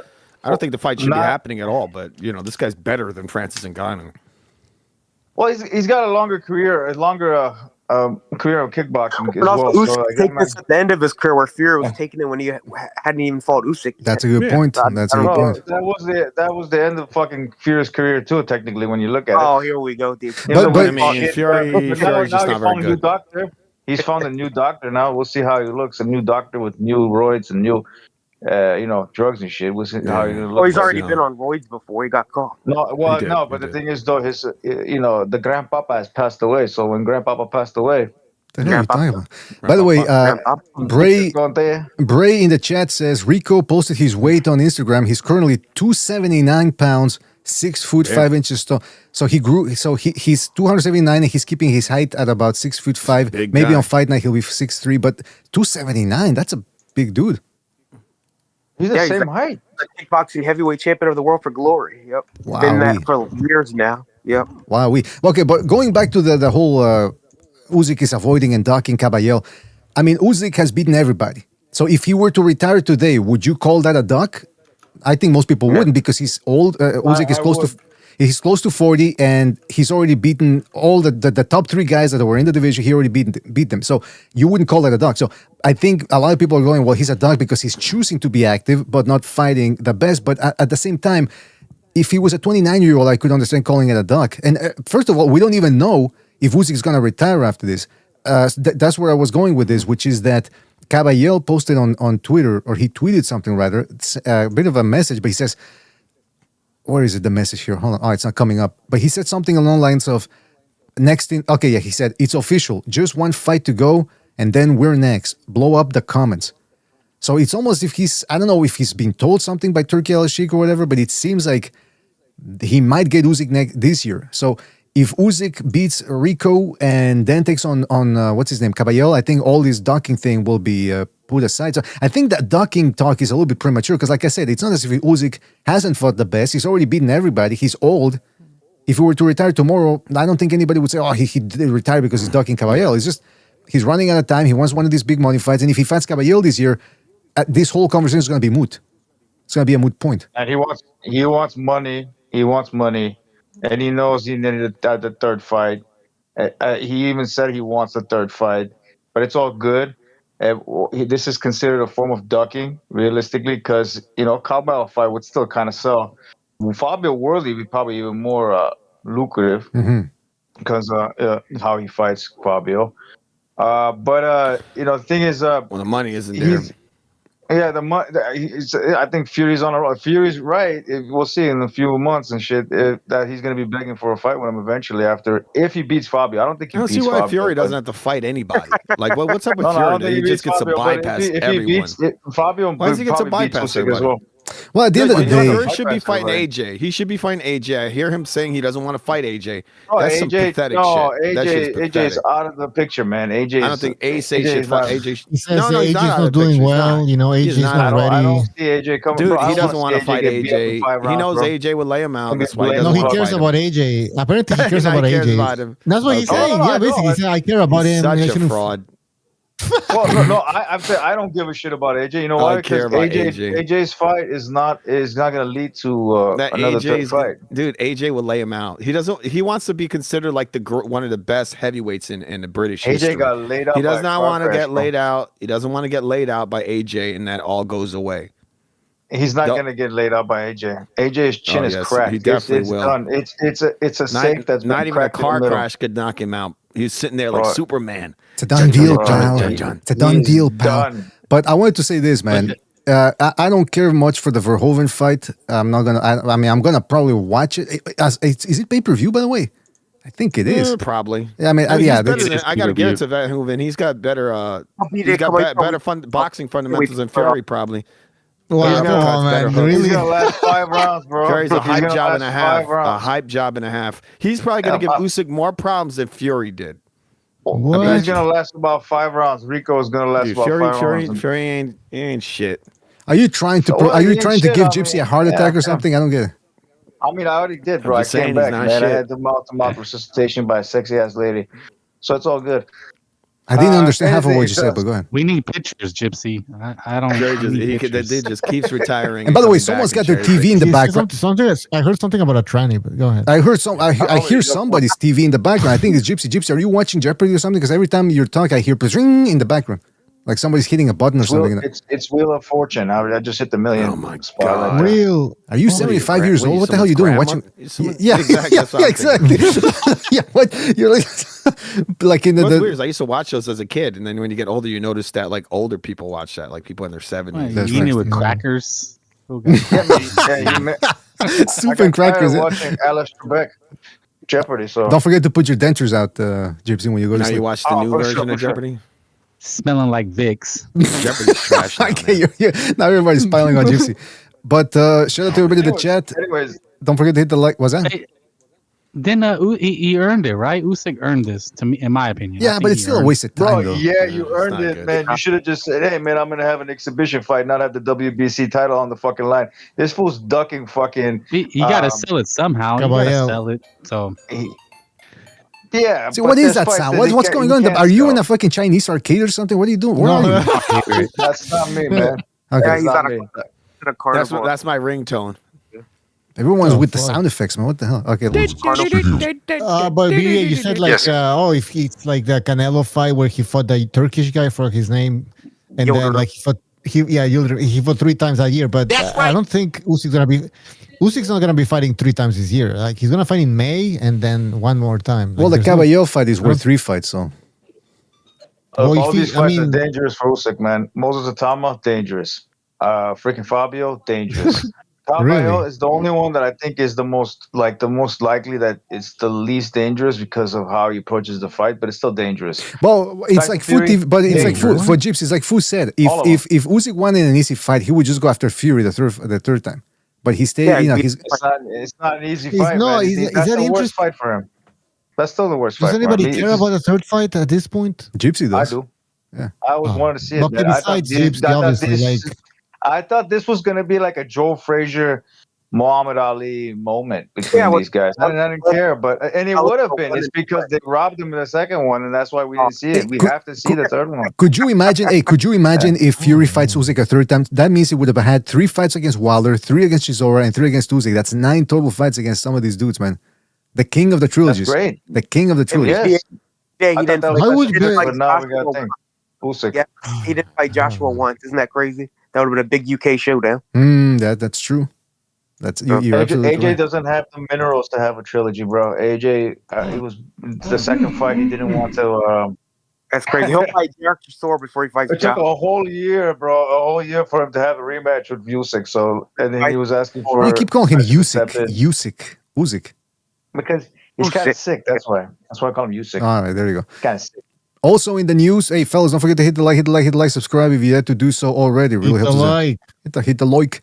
I was gonna say in the other things in the news. Okay, so Conor, Benn, and Eddie Hearn, that story won't go away. Of course, if for anybody that doesn't know, Conor Benn ended up signing a 1-fight deal with Zufa TKO. He's gonna get paid around 15 mil to fight Regis Prograis of all people. So we were all saying, oh yeah, it must be a mega fight if you're gonna pay him that much. No, it's Regis Prograis. So Eddie Hearn was devastated, according to him. I'm heartbroken, absolutely heartbroken. A lot of us thought that he was just putting on an act to try to play victim. Whatever the case may be, Conor Benn now has come out and said, hold on, let me put it up on the screen here, that he doesn't want to be enemies with Eddie Hearn. He wants to remain friendly, and I hope he's wearing deodorant in that picture. Now, this is what Conor Benn proposed. I want him, Hearn, to be part of it, meaning of the fight. I messaged him directly and I said, I want you to be part of the team, man. I want you to be there. The journey is not done. I owe everything to him. So I'm not sure if he says he wants him in the fight. Apparently it says that he wants Hearn to sit in the corner. Like he wants him to be part of it. Is that what he's saying? That he wants him to be part of the actual corner during the fight? Like with the carrying the Vaseline bag? He wants him in the dressing room there while he's like warming up. I don't know. It doesn't make any sense. He wants him to bring in the baby oil, so you know. Yeah, rub the baby oil. But what do you guys make of this? By the way, Frank, I have the pictures. I'll send you later. All right, what's going on here? There's an interview where Benn. Conor Benn saying like, I didn't want to, when I got the offer and everything, I didn't want to immediately call Eddie Hearn because he was saying to me something along the lines like that, I'm going to say something that I shouldn't say. Like, he's going to lose his cool. And it happened in the past before. So what I decided to do was you just to wait it out. And I'm like, what the fuck was he going to say? Well, who was going to lash out at who? Him at Eddie Hearn or Eddie Hearn at him?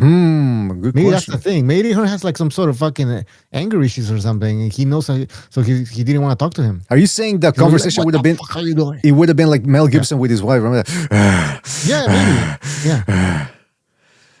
You should He can't save. He needs to. He's trying to save face with Eddie Hearn because he knows he fucked up. That's the reason why he's talking like this. Well, how did he fuck up though? Like, how did he fuck up? Oh, you could have just told you, hey man, I'm gonna sign up with Zufa. I need your blessings. I'm gonna come back to you. No, I think he knows that Eddie Hearn would have fucking gone crazy or something. Like, how the fuck? How are you crazy? Don't do it. Yeah, Eddie Hearn ain't gonna do I'm that. coming over there. Where are you right now? Where are you? I'm gonna go over there. Where are you? I'm gonna go over there. He needed lessons when he's under contract. I'm on my way out. It's like his move was pretty snakish, and everybody says it. It's like you backstabbed him, and after he put his reputation on the line for you. Because I think what he wants. How's that backstab? I think man, you guys don't know. Eddie Hearn probably put his license on the line with this motherfucker for that fight, man. Inclusive of your psychiatrist, because you're born like this, man. It's okay. That's Mel Gibson. Remember the Mel Gibson phone call? Mel Gibson. Yeah, well, I don't know. That's it. That would have been Eddie Hearn. That would have been Eddie Hearn. listen to him, man.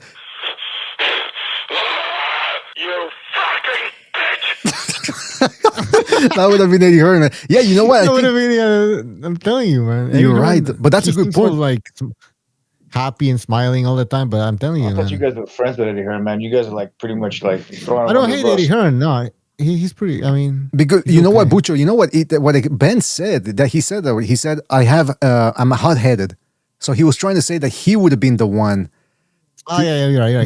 But I don't know, man. He was trying to be nice. What would he have said? But what would he have said though? That's the question. It's like, well, he would have. Yeah, that's the thing. It's like I didn't think it's very simple, man. You give him a call.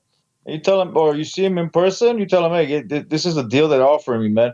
I think I'm going to take it for like 1 or 2 fights and come back to you. Not that difficult. But he got no fucking, like, he's not a man, realistically. But he looks like a dude, but he's not really a dude. He's just the first time I saw this dude gonna fight Eubank and the shit that he was doing, I made a video. I lost my fucking cool, man, because what I saw was disgusting, bro. That shit was. You know what? You bring up a good point though, because Conor Benn. I talked about in the last show or before last show, whichever one it was, that the guy apparently fakes his accent when he's talking. Trash or whatever, or talking about the opponent. He puts on this accent, like he might, but then when he's giving other interviews online or whatever, he's I used to go, and and people were saying that's the what do they call it, the private school accent over there in England, and that's true, man. Maybe he doesn't have that backbone like his father. He doesn't want to say, Del Hoy used to do the same thing when he would fire trainers. He wouldn't do it directly. He would send an emissary, an intermediary to take care of that business for him. So you might be right, man. You gotta be direct with people. Yeah, he wasn't even answering the phone, bro. Eddie was apparently texting him or calling him. He wasn't answering the phone like a fucking scorned bitch. It was ridiculous. Dude, that's not that's not what you do to a dude that is. Fuck yourself. Sorry, that's Eddie Hearn. That's what Eddie Hearn would want to tell Conor Benn on the phone. Conor, give me some of your money. Why is he whispering? Hold on. Why would he whisper like, hey, Conor? Like nobody can hear him or something? You got a few dollars. Just a little bit. Just a little bit. I'll pay you. I don't have much money anymore. Sign it for Matchroom. That started sounding like the Keyshawn Davis impersonation. I mean, Shakur. I ain't never gonna fight Shakur. He my brother. My baby. Fight him, my brother. Oh man, it's sad. We're talking about Keyshawn right now. Keyshawn, I want to see Lamont Roach and Keyshawn. Apparently, Lamont Roach don't want that smoke neither. I thought that would have happened. Roach is too small, man. It seems like nobody wants to fight Keyshawn. That's the narrative now. Like he's some sort of boogeyman. Do you guys buy that or? No, but hold on. Why would Lamont? Listen, Lamont Roach. A year ago, Lamont Roach was still a little bit less than more than a year ago. Lamont Roach was still a 130 pounder. Keyshawn Davis is a 154 pounder. I mean, he should be a 154. Same size, man. Like get the Gyps, I'm gonna kick you. He's bigger than Roach. He's calling out all these guys. He calling out Pitbull as well. I predict Pitbull. He is bigger beat the shit out of him. Like Roach is like, I'm down to fight anybody, man. He's saying I'm down to fight anybody. But if he's like really ducking him and not saying a goddamn word about it, why would Roach fight him when he's got a fight with Tank lined up down the line? Is he? I don't think he does. Of course man. he does. I don't think Tank wants anything. He gave Tank a hard fight. He's got a Pitbull fight that got lined up. This guy Keyshawn is a nobody. Ducking him. Pitbull's ducking who? Roachy. He just beat Roach, so why would he duck a guy he just beat? I don't think he beat him. I think that's he insane. Lost. But anyway, that's my opinion. That's insane. He lost to Roach.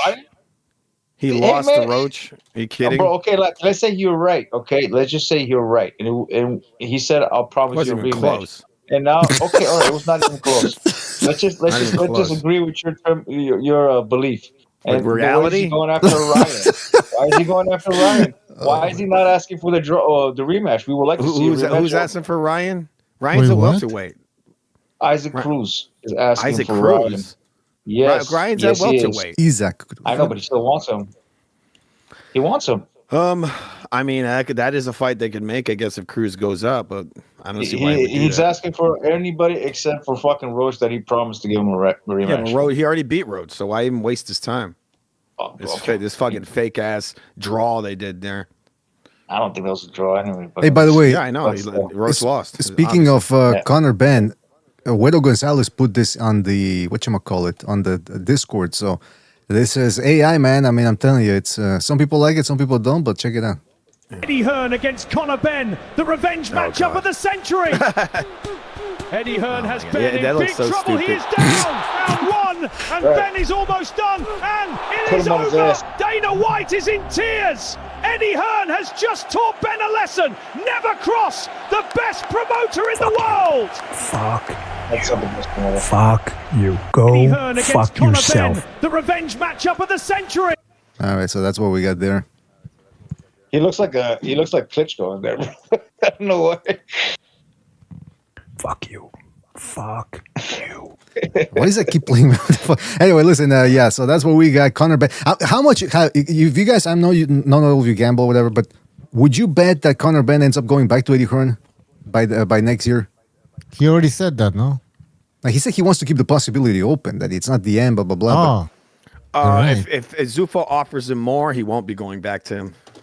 If they make good money, they'll sign him to a multi-fight contract, probably. Yeah. Interesting. Yeah. Now, more That's interesting. why he didn't talk to him. We got a whole bunch of things going on here. The new Ring TV rankings. Actually, it's not even Ring TV anymore. They changed it back a while back. So now it's ringmagazine.com, like the way it used to be, I think, 10 years ago. Anyway, the rankings are in, the welterweight rankings. Rolly Romero, who, I remember, Romero and Garcia were not ranked in the welterweight division when they fought last year. But now things are shaking up in the division. Romero has been moved up to number 5. Garcia has been moved up to number 4 based off his win over Mario Barrios. Is that too high, guys, or what do you make of that? I mean, he just won a title, and he looked decent. He looked pretty good, I guess. Fuck, he should be number 1, bro. I mean...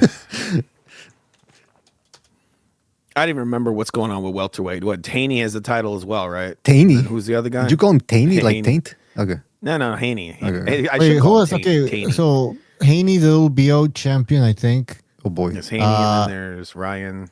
Let's go to the list. Oh yeah, and then Rolly's a champion Rolly's too. one, right? And then Is that all of them? Cooker.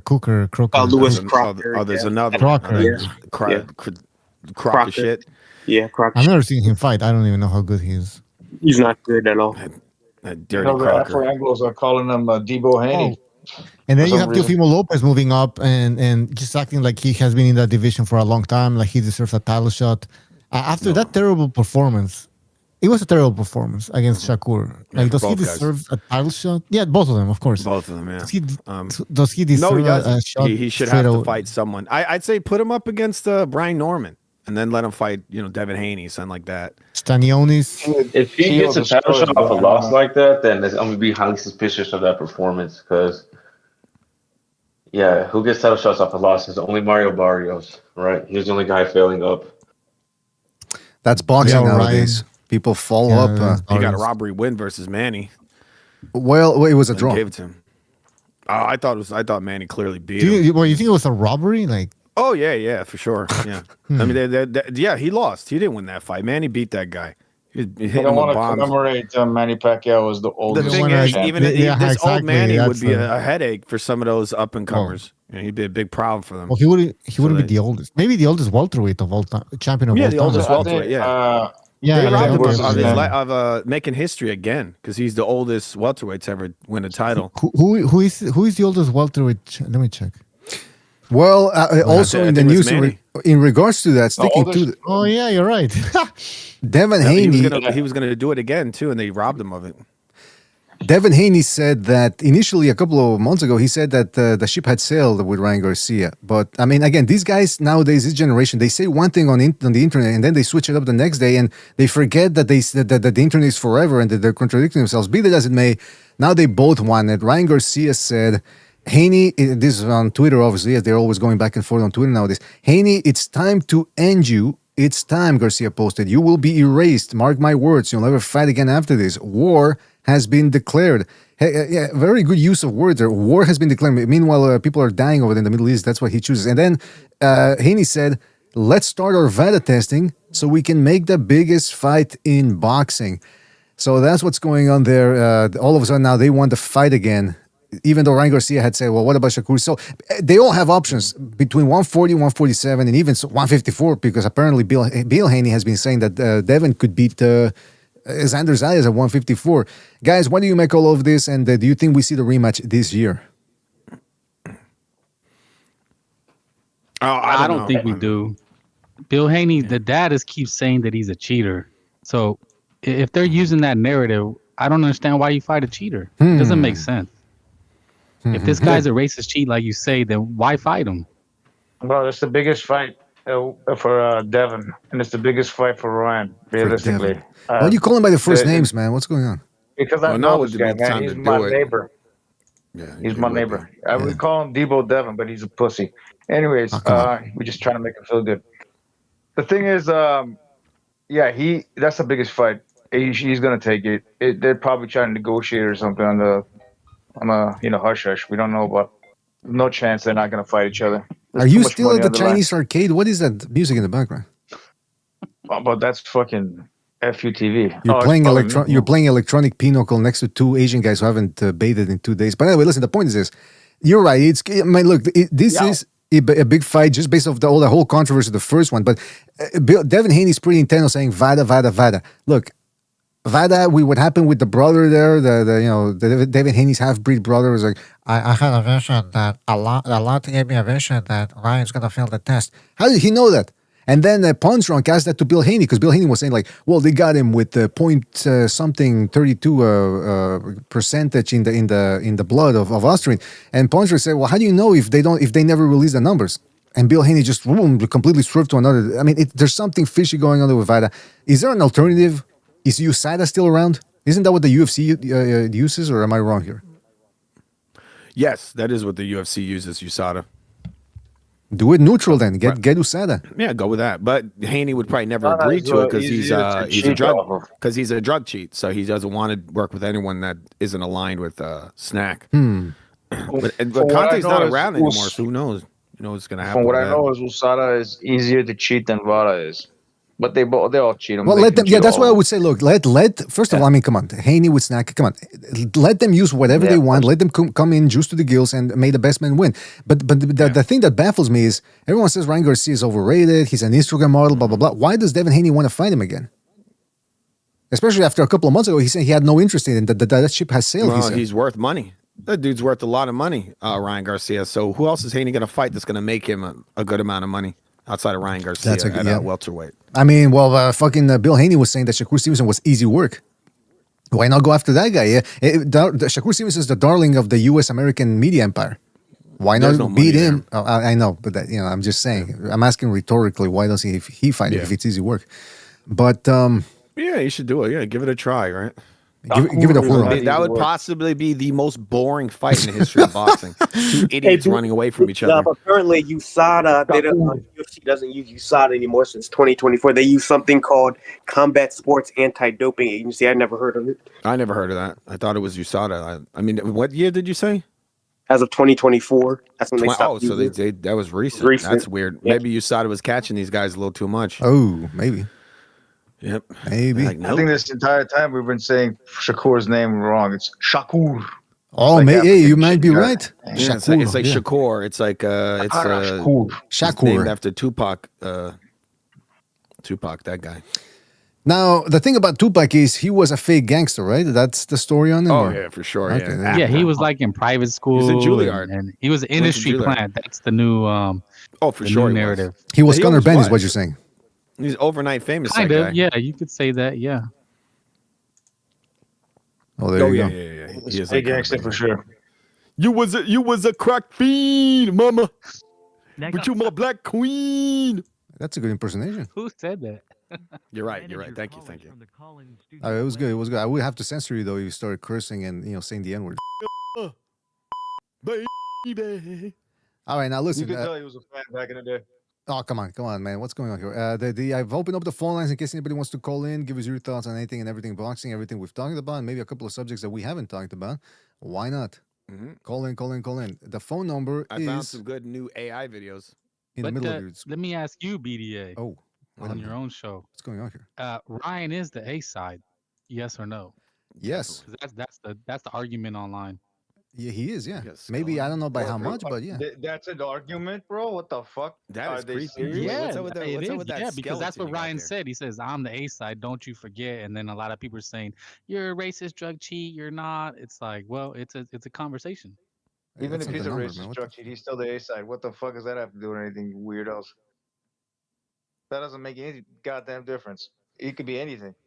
Bro, well, A side because the A side tells you where and when it happened. You know, like you take 40%. You want the fight, you have to take 40%. They're just chicken shit. They don't want him to be the A side so he can dictate a lot of things. Well, the numbers were good. They had a good attendance numbers, right, for the Barrios fight. I don't know about the pay-per-views. They never released those. I don't think those did well at all. But in terms of attendance, how many people were there watching that Barrios versus? I'm gonna check it out. It looks so. No idea. Sold out. No idea. It was Looks in like a Vegas. On Pacquiao top to of that, me. if they manage to do well in Vegas, then pro Garcia crowd. They don't even tell you, man. What the? That the AI thing there, it doesn't even tell you. It's gonna be as big as Tank Davis and fucking Ryan. Well, the Because swearing. they're gonna be glued in to see Haney getting his ass whooped. That's why the second time you would pay to see that. I mean, yeah, no, I yeah, don't think it's a mega fight. It's a big fight, not a mega fight. Exactly. It could be a mega fight, man. The ass whooping that he It's just not got. Oscar De La Hoya Mayweather. Like when I think of mega fights, I think to those years of yonder, right? Pacquiao Mayweather, De La Hoya Mayweather. It's not in the competitive aspect. No, it's more like the ass whooping that we would like to see. A lot of people do not like Haney. Even black people themselves, they don't like Haney, bro. Whoa! They'll pick anybody they hate over black Haney. people, Gypsy. I mean, I am. He needs to go beat up I'm his gonna fess baby up there. mama a little bit, right? If he wants to get big, you got to beat her up. Get some tattoos on your face, maybe. He needs a case. These articles, murder was the case. These articles say that it was a sellout crowd, but they don't tell you that the number of people that were there. So how do we know it was actually sold out? They all sold out. It's a different way. Hey, one day, what's it going to take for us to sell out, huh? It's going to take a big number. But yeah, listen, I don't understand what's going on. Yeah, listen, Garcia Haney, like Frank said, it's a good fight. It's a big fight compared to other guys who can't really generate that much, but it's not Canelo Crawford. Yeah. But it's a good fight. It's a good. I mean, I think they could build it up Crawford more. shit never should have been built Well, up. It's garbage fight. It's not going to be Canelo Go Crawford. That wasn't good fuck for boxing at yourself. all. That fight was so terrible for boxing. It should have been Canelo Benavidez. That would have been a super fight. That Crawford shit was just whatever happened there. garbage. It's gonna. Canelo fucked it they're up. not gonna make Crawford Canelo kind of money, Ryan and Haney, but it's gonna be like 20 million each, maybe 20 something like that, maybe less than that a little bit. That's going to be a big fight. It's going to be way bigger than their first fight. Because this guy wants his redemption. They got a great story there. That's true. It would have been perfect had they both won their fights in New York last year. Definitely. That was the idea, right? That was their intention. I still think Ryan, I don't know. I said it before. I don't think he took it seriously. Well, he also said he couldn't make the weight. He says they forced that on him. I mean, a little binging. subterfuge. He was binge drinking. He was bloated. He was bloated and fat. Rolly ate him up alive, bro.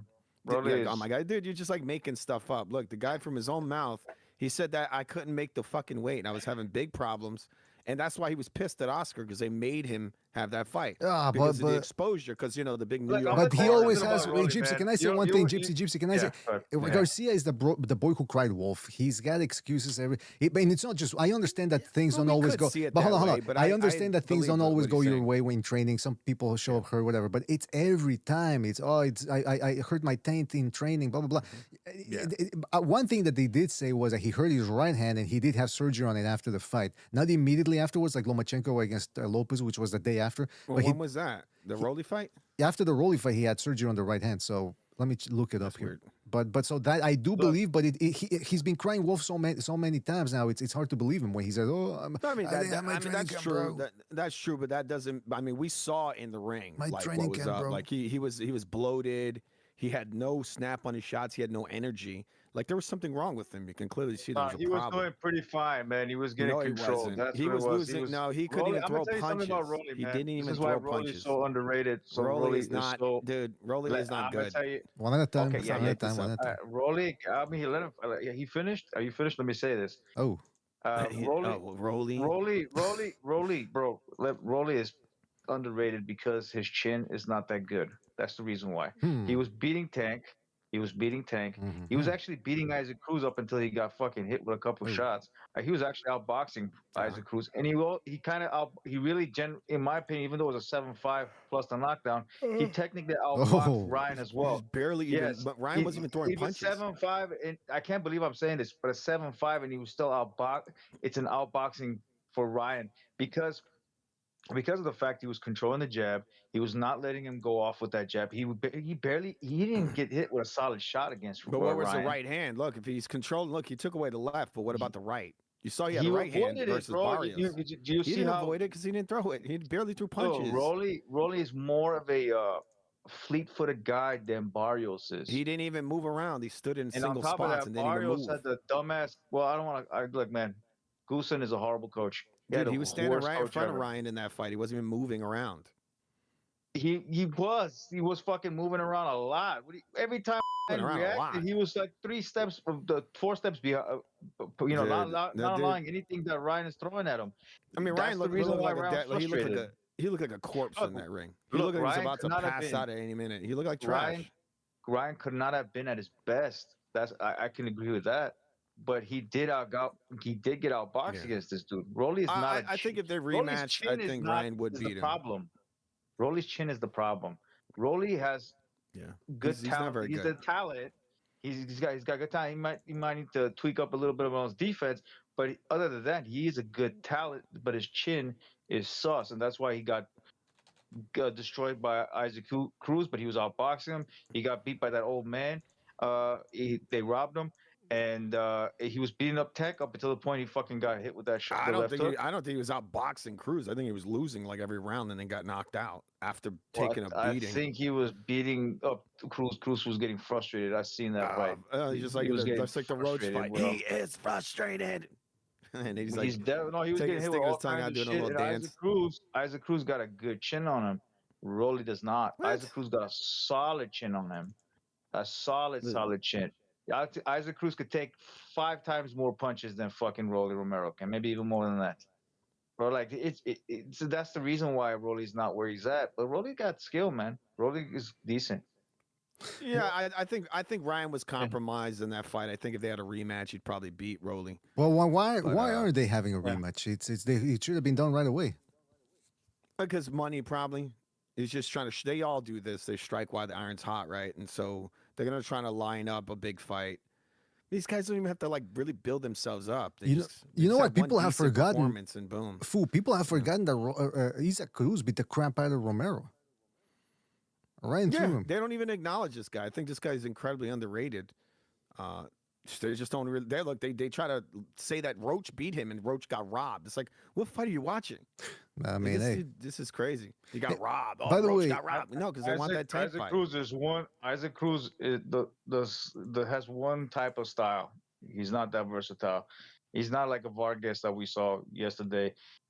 He's not like a Virgil Ortiz. Virgil Ortiz can change it up as well. Isaac was one style, but he's good at that one style. He got iron fucking chin and he moves forward. But he doesn't just have one style. Movers give him problems, bro.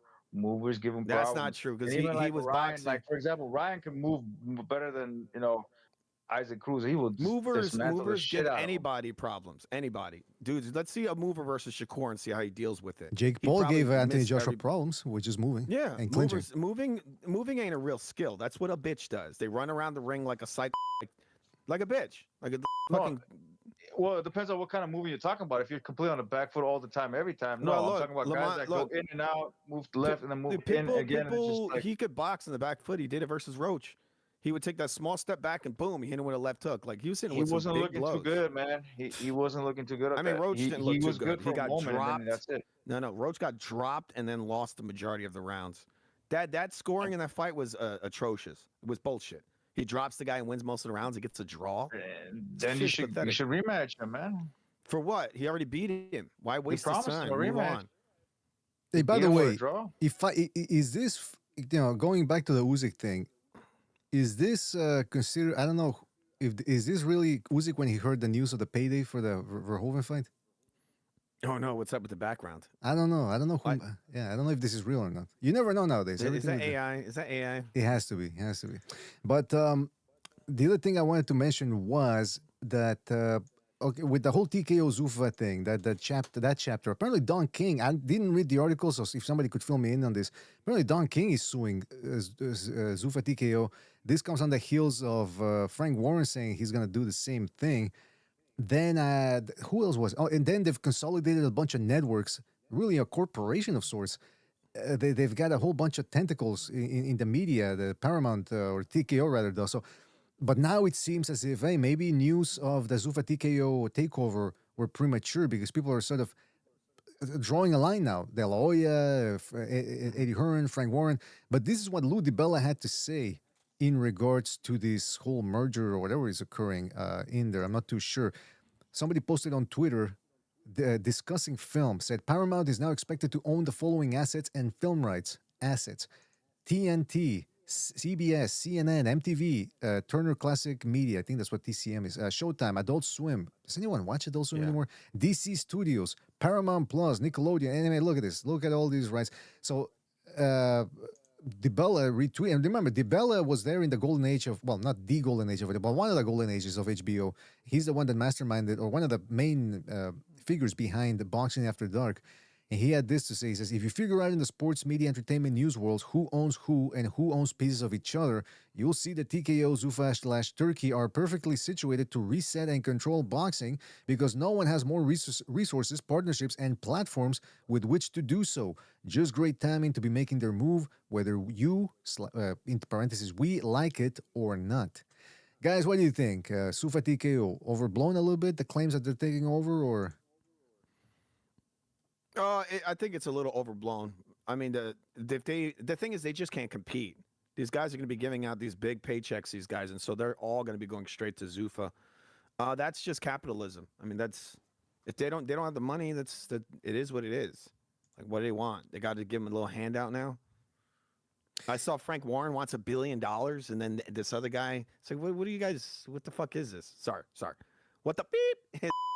Yeah, it does seem like they're, because when I heard they were gonna pay Conor Benn $15 million, I said, "Whoa, it's gotta be it's gotta be for a big fight, right?" No, it's Regis Progress, so it seems like they're doing the same thing that Eddie Hearn did with Mikey Garcia, paying him $7 million, or some of the things that the PBC did too. They're trying to strangle the competition. They're trying to strangle them out. They're not gonna be able to generate big amounts of money. So, the fighters that go for them are going to be like, well, you can't give me the big money, so I'm going to go to Zufa. Wait, did you say that's why I was going to all go? They're trying to chew the company, like chewing, or did you say something else? They're trying to strangle the life out of them, right? They can't get fights. They're not going to have the big fights on there.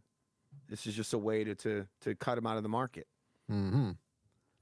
So I don't think BDA understands that language. You got to say auto-asphyxiation or something like that. Oh yeah. Wait a minute. Trying to asphyxia. Yeah, he didn't kill you. Like David Carradine? Like David Carradine? Nah, I didn't want to say that. Well, I mean, did the Chinese try to kill him and they made it look like he was autoerotic asphyxiation, or what That's happened? what I think it was. Yeah, I think that. Yeah. With the Zufa thing. No, with the Zufa. But are you guys gonna recognize the Zufa belt? I mean, you as boxing fans, BDA definitely. panel. What do you mean? Yes. So Joe Abataya is gonna be the cruiserweight champion based off the Zufa belt. In your opinion? Yes, he will, because he's already the champion. The boxing, so he's the universal boxing champion based off the Zufa belt? The plan, I think, is for Benavidez to beat Zerto, and then he's going to go over and have a fight with the unification. For the direction that it's going is that eventually we'll all, as boxing fans, so everybody listening, everybody talking, we're all going to kneel to the Zufa belt. Yes. I mean, look, these guys, the sanctioning Not bodies you, are dude. stupid. There's other people. I know, but what I'm saying is, I think the plan I really is don't care about the belt as long as we get the fights. Is what I really care. I don't care. About I think the plan is that they convert all these titles. If Frank Warren wins that case, that this Zufa shit will disappear. No, if he wins, that's ridiculous. No, but I'm saying you as fans, as the fans. I don't want to respect that included. belt. But I don't want to get a replicate. Yeah, I don't. Why wouldn't you? You wouldn't want boxing to get cleaned up and have one title per division. Yeah, but I wouldn't want to see. I mean, they must have a better fucking name for the Zufa belt. It's not like Zufa belt. Fucking this is. I mean, it'd be ridiculous. I mean, something. else Look, behind these sanctioning bodies are trash. You got Usyk who's about to have a title fight with a kickboxer. The guy's not a pro boxer. This on this kind of level. Like, that's stupid. Look, and man, so why would I we know respect that's these stupid, titles when that's what they're doing? If Frank Warren wins that case, I think the Zufa shit will disappear. And why would he wins? Why would it? Because they're going to lose a lot of money. And then they lose money all the time. They had a fight. They always lose money. It's $1 billion, bro. It's not fucking. He's not going to get $1 billion. He'd be lucky if he gets $1. Then he's not going to get anything. And is with Zufa, is it about the fights or is it about the stars? That's a great question. Because Zufa, are they going to be able to build stars, or is it just the fights and we're just going to care about, not really care about They know how to build stars, dude. Look, they have the UFC. They have tons of stars they had in the UFC, so they're gonna have stars and great fights, both. Well, no, they're actually lacking stars right now in the UFC. Yeah, but that's because that's just a natural process. You know, this comes in They're waves. not lacking them. They're just not putting them up against each other. I would like to see Ilya against what's his name, the welterweight champion, Makachev. Yeah, they have some known fighters Islam over there. Makachev. I would like to see that Ilya. That's a big fight. They don't want them to kill each other. That's not true. They don't give a shit about if the guys kill each other. That guy right now, Ilya's doing shit, so he's out for now. He'll be back and they'll in still the make sense the of fights. losing the stardom. Like if one loses, the other one loses stardom. They want as many They don't stars have as that. They possible. don't have that culture in MMA. Listen, He took a loss. See a lot, but They don't have that. a lot of people don't know who those fighters are. That's what I know. They don't have a culture like they don't that, like have boxing. The guys have one Islam has been. He's not a star. Even Khabib is not trusting that he could beat Ilya. So he's a top guy there, but he's not a star. They're trying to build up that Paddy Pimblett guy, but he lost to freaking Justin Gaethje, 37 years old. Yeah, they don't have a star. Speaking of stars and all that, Rolly Romero, who at one point was supposed to get a shot at Pacquiao, that Pacquiao payday, he had this to say on Twitter recently. He said, completely unrelated, I didn't want to fight Pacquiao out of respect for his legend. I mean, I'm trying to figure out what he's saying because it's badly written, but he says, and I quote, I didn't want to fight Pacquiao out of respect for a legend, nor would I have got my credit, but he kept calling me out, then waste my time because he's so broke, he wouldn't stop asking for more money. So people are going at him on Twitter saying, man, the guy's all class, why are you throwing him under the bus, blah, blah, blah. And then people start making fun of him for almost losing to Ismael Barroso and needing the referee's help to get that horrible stoppage. Guys, what do you think about What do you think about Rolly? Is he being frozen out because he's a bit of an idiot, or because nobody wants to fight him, or what's going on? Oh, because he's a moron. His promoter is Al Heyman, right? Well, technically, I mean, it's manager, or I don't even know if Al Heyman is in the game, but yeah. His little garbage manager got him to wiggle out of that contract. What he did is he probably tried to lowball Manny Pacquiao, and in the end, he didn't get shit. He got no money at all. He's the reason that fight didn't happen, probably, and so he wants to come out and blame it on Manny. Manny's worth a lot of money. You know, the money shouldn't all be taken by Al Heyman. I mean, really, Al Heyman shouldn't even be in this industry anymore. He should be in prison. I don't think he is, by the way. I don't think he's in the industry anymore.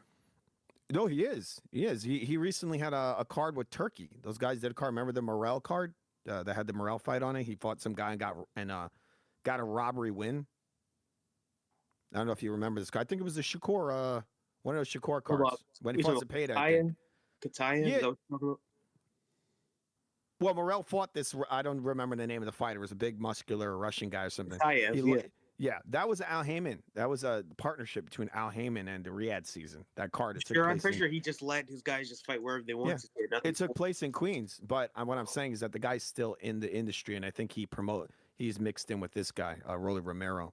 So he probably try to say, nope, don't take the fight unless they give you this massive amount of money. It's like, and that's what happened. He's saying he has money issues. No, he wants what's fair. He's a big star, and you're not, right? Yeah, that's an interesting point right there, man. I mean, yeah, Rolly Romero is he got outboxed by Jackson Mariñez, got a gift against Ismael Barroso, got demolished. Oh, dude, yeah, he definitely got a gift. Yeah, I saw that fight. He was getting beat up. Yeah, got demolished by Isaac Cruz, got knocked the fuck out by well, not the fuck out, but he got knocked out by. You blew it! Yeah, I'm sorry, I shouldn't have cursed.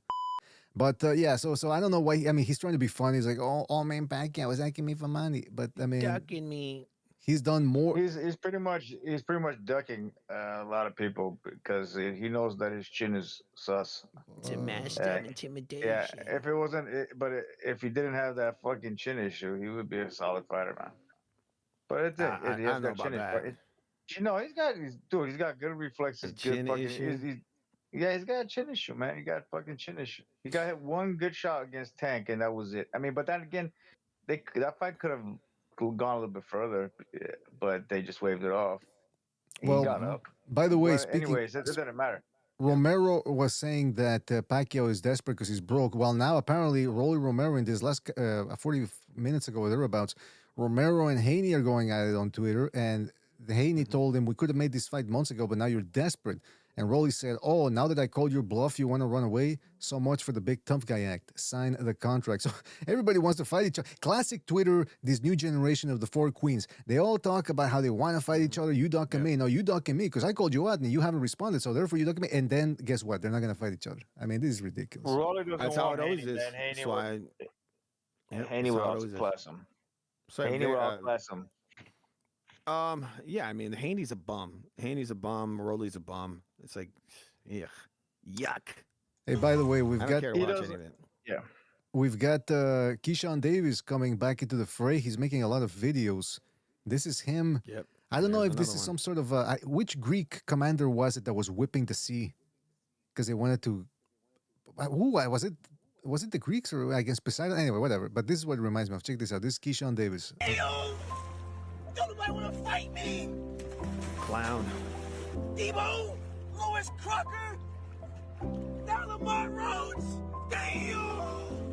Why does he get to beg for titles? Like this is why I don't respect his sanctioning bodies at all. Because this guy should get penalties for this, for doing this. Like you don't control the sport.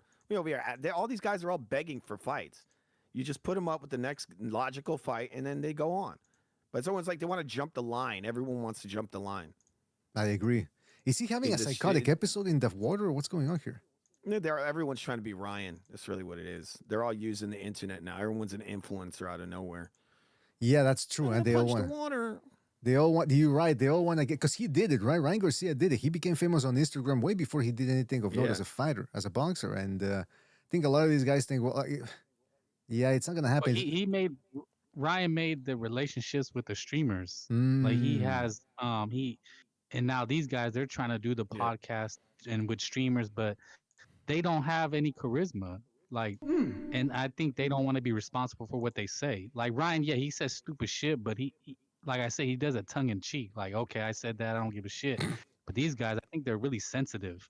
You know, their fans are extremely sensitive. So, you know, you can't play it safe online. If what you say, you know, when Frank Bate talks, you know, they're going to hate me, but, you know, you just got to own it or live with it.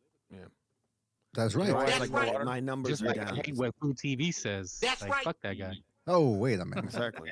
You know why he's in the water? We're talking about me. What the fuck? You guys know why he's in the water? What is that? What's in the water? Because he doesn't want to show his tears. You're not gonna see his tears in the water. Oh, that's a good one there. That's a good one. He was fucking crying, man. He's probably like, "This is what. Look at that. I hate it. I hate it. Yeah, fucking just punching the water like that. It's like a speck of PEDs. You know what I think happened? You know what I think happened? He saw this psychological. He saw his reflection in the water, and he hates himself. It's like, you know, deep down inside or something. So he's trying to punch. He's trying to beat himself up. Yeah. He went dark. I mean, he went dark on that one. You want to choose another? You want to choose another word there, Frank? Or he just wants to beat his meat. But yeah, listen, Keyshawn Davis. I would like to see him against Richardson Hitchens, but then again, Keyshawn Davis said he's saying that Richardson Hitchens doesn't want to fight him, and if I remember correctly, Keyshawn Davis said he wants to move up to 147. So I don't even know if he can make weight. I don't even know if he can make 140 the way he looked against Ortiz. So we'll see what happens with old Keyshawn Davis, but he's certainly not boring. That's for sure in the ring compared to his big bro Shakur Stevenson. That's my brother, but. He's definitely boring when he feels that the card's like, you know, he's fighting a guy who's very skilled. This guy Ortiz was just fighting a really terrible fight. That's why he looked decent. But if he fights a strong fighter in there who's got some speed, you're going to see Keyshawn. You're going to see the bitch come out of him. Oh. He's going to do the punch and grab. I've seen him do it. You know, punch and grab, run away. He does all of it. Albright gave him a really good fight. Yeah, exactly. No, was that guy that looked pretty sloppy? I forgot that. Was a Mexican, or I think he was Argentinian. He was coming at him real hard and just, you know, knocking his senses a little bit here and there. I'm on Madueno when they were wrestling. He actually hurt. Madueno really fucking hurt him. And they said that guy was on steroids. If you watch that fight, he was actually winning maybe half of that fucking the rounds of that fight, but to the point he got tired. Yeah. You all want to see a scary video? Because we gotta go here. We're all done with the news here. Well, I mean, I don't know. It's 9:33 p.m. here. I'm gonna go to sleep soon. I don't know if we should watch this before. We should. Let's see it. Come on. Is it an upshot of Devin Haney's nostrils? Well, first of all, it's not letting me No, it's not. No, it's not that. But it's not even letting me show it here. Damn it! No. Okay, here it is. Here it is. Okay, so a man was camping alone in a treehouse deep in the forest when around midnight when he began hearing strange noises. Let's see what that is. Is that Gonzalo? No, hold on. It sounds like him. You lied to me. Never sober. You lied to me. You lied to me. Okay, first of all, what my question is, what's he doing in the tree? Look at that. Oh, He's that's a safe place. It's like Peter Pan or something. Yeah, I know, but how did he build anyway? Kaya. Oh yeah.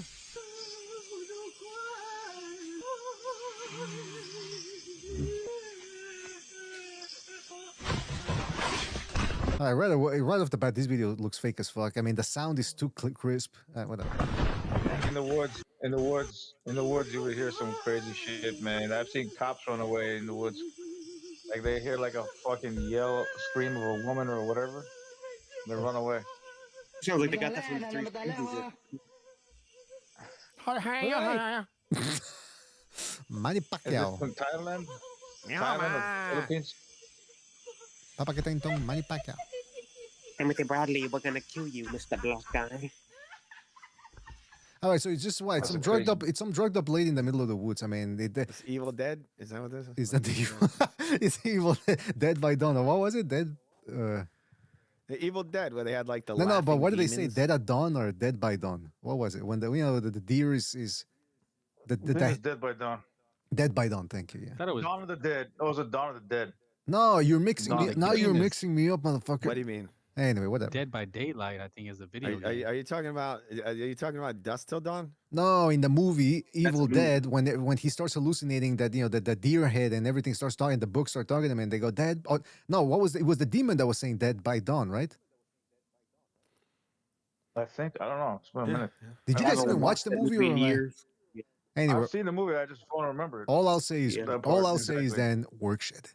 That's what I'm gonna say. We'll leave it at that. So yeah, this video was kind of. I mean, it's Creepy. And it's not creepy. It's a woman laughing and crying at the same time. Weird lady laughing in the woods. Happens all the time in the Philippines. Believe me, In the woods, There could, man. there could be all kinds of things going on there. happens all the There's some time. weird shit that happens in the woods, bro. The woods sometimes could creep people out. People go like they're hunters. They go out there for 20 years hunting the same location over and over again, and then once in a while, and they encounter something that they can't understand. Like what? You're being It very happens. vague. Or like wow, why would they encounter that? Oh Makes man, they hear a Like noise a high like school series. there's That's what they no, encounter. bro. Look, there's a video of a Russian dude in Siberia. He encounters people that whether they were people or not, I'm not sure. I mean, there's a video of it. He was shooting up in the, trying to scare him and everything up in the air or whatever he was shooting at. He ran away from those things or people. I'm assuming it's people, but we don't know. And he, it looked genuine. It didn't look like it was fucking BSing. And there's a lot of stories of actual hunters. That I still don't understand like anything. You didn't stories. say. You just said a guy went in the woods. He was shooting up. What was he shooting up? Heroin. He was shooting up. No, and- man. You heard noises. He looked like monkey noises. Let's just say that much. He like ape noises, similar to ape, mostly, and he didn't know what the fuck they were, and he started shooting up in the area of the general location of the noises. Mhm. Climbed up a tree to not to be like ambushed by these things, Right. and then when he saw he it found out close he to could clear, he climb ran away. trees. He was in the worst place possible, right? Yeah, I know, man. I know, but there are people that don't fucking like. They don't like to put themselves out there, and they're hunters. They don't like to put themselves out for videos like that. And where do they tell And then these they come on. Is it a podcast or what is this? I've seen videos of real fucking shit, bro. Like I'm not gonna sit there and say they're fake because I know an AI when I see it. Like some of these AI videos of Israelis, certain things being exploded and shit. Some are AI, some are real. Well, I gotta tell you, I've What heard. the fuck is Gypsy fucking Queen talking about, bro? I mean, I've heard of. Sabrina, if you pay attention with your ears, not with your fucking vagina. Oh, geez, Luis, come on, man. Look, endangered one. Bro, endangered You're beings. jumping from topic to topic. You're talking about Yetis and like apes in the woods. And then you're talking about bombs being dropped and AI bombs. Like, We don't know what's going on here. Like you're just I'm saying. saying that in the woods, weird shit happens sometimes, and nobody has an explanation for it. Not even the people that go there a lot of times. That's what I'm telling you. Like the skinwalker shit, the stories that come out, the Wendigos, the fucking Bigfoot. There's things. What the fuck do you know about it? Say. You're an Armenian. Do you know what I'm saying? Like, what the fuck? You're Well, just a hairy, big-nosed Armenian. man, you'll like me when you see me. You're just a Charlie Zelenoff-looking Armenian motherfucker. So what do you know about fucking? Trust me. When you see me, you go out and use. It's all good. But anyway, so yeah, I'm not Charlie Zelenoff. Zelenoff is like from the Thunderdome species. But anyhow, so yeah. Well, we need to know about something on the endangered species list. We'll hit you up, endangered, like tigers are endangered as well. Lions are endangered as well. So what you trying to say? So are you? So Armenians, yeah. Oh, I mean, yeah. I guess when you're tough, that's how it is. Well, I gotta tell you, this is a riveting end to the episode. We'll try to be back with something as soon as possible. Is there anything next week? Let me check. We got UFC event if you guys want to watch that. No, the Zufa card. Joe Battaglia going for the Zufa belt. Oh, yeah, that's good. I think it's on a Sunday though. Yeah, you're right. Jaya Pitaya, if it's taking place in Las Vegas, so he's fighting out of his comfort zone. Usually, I mean, he's fought in Riyadh before, but usually he fights at the Convention Center. There you go. Usually he fights at the Gold Coast, and now he's fighting in Vegas, taking on Brandon Glanton. Ricardo Salas also on the undercard. It's not the greatest Zufa card, but it's still Jaya Pitaya. He usually puts on some great performances. Ringside, Gold Coast Convention Center. That's right. He usually puts on some great performances, and we'll see what happens there. And then the following week, not a bad card. Arnold Barboza versus Kenneth Sims Jr. and Oscar Collazo returns against Jesus Jaro. And if you care about this sort of things, Gabriela Fundora, that's Sebastian Fundora's sister, is fighting on that card as well. And what do you mean those kinds of things? Well, I mean, I'm just saying. And on the same day, like circus sideshow. well, I mean, the whole family is a circus show, right? No, I'm kidding. I jest. The same day, Jazza Dickens or James Dick circus families, bro. I got something to tell you about. Was that? I said, speaking of circus families, I got something to tell you about. Uh-oh. I'll wait for the show to be over. Oh, sounds intriguing. So James Dixon is taking on Anthony Cacetti that same day. And that's all we got, man. Well, listen, we got to go. Now Sobers has me intrigued. And also I got to go get something to eat. And I got to fix something here because the volume, ever since I got the Roadcaster. How did you eat before? Like, how come you don't bite a sandwich while listening? A sandwich? Yeah, how can you not be like me, bro? Like, I'll bite and chips and then you munch while people are talking. Fish and chips. What am I, a British dude? Get out of here, Frank. I said munch on a sandwich and chips. Listen, you're going to start. Don't get me mad like fucking Mel Gibson, man, all right? Just because you are in BDA, when I was eating and talking at the same time. I saw you and Excuse me, sorry, what? I was playing Gibson, what? Oh, when I was eating and talking at the same time, why can't you just like take notes, man? That's what I do. Oh yeah, that's it. No, I do that sometimes. But come on, I don't know what people want from me. disappear from your life just like I came in.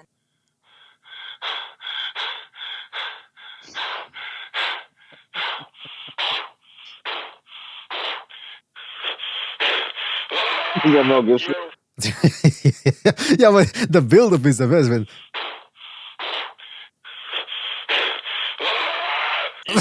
He roars. He doesn't just If you didn't know the context, you would think it's like hardcore sex and shit. Ah, come. I mean, he had to go there, right? He had to take it there. I've been there and I had pull to my go hair there. and slap me across the face and call me a bitch. All right, listen, we gotta go. I don't know what's going on here, but listen, we gotta go. Shout out to everybody in the chat. First of all, shout out to everybody who joined us here on the panel. I want to give a big shout out to Food TV. That's the real Food TV. Go check out his channel. We got Quentin. We got Gypsy Boxing. Never Sobers. Check out his channel. Never Sobers at neversobers.com. No, that's not his. I mean, but yeah, it's never. What is it now? Sobers Ultimate or what is it? Type it in Never Sobers with a Z. It'll pop up. There you go. Never Sobers with the Z at the end. We got King Bucho here. We had Frank Bay. That's Boxing with Frank Bay. Go check out his channel also on YouTube. Yep. And that's right. Yeah, well, there you go, fellas. Thank you for joining us. Really appreciate it. Shout out to Dark Hate Dog.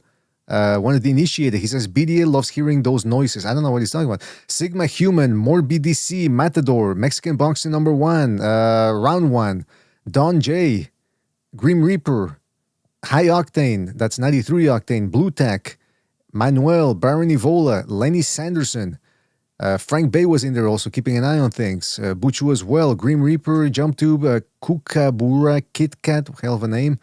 If I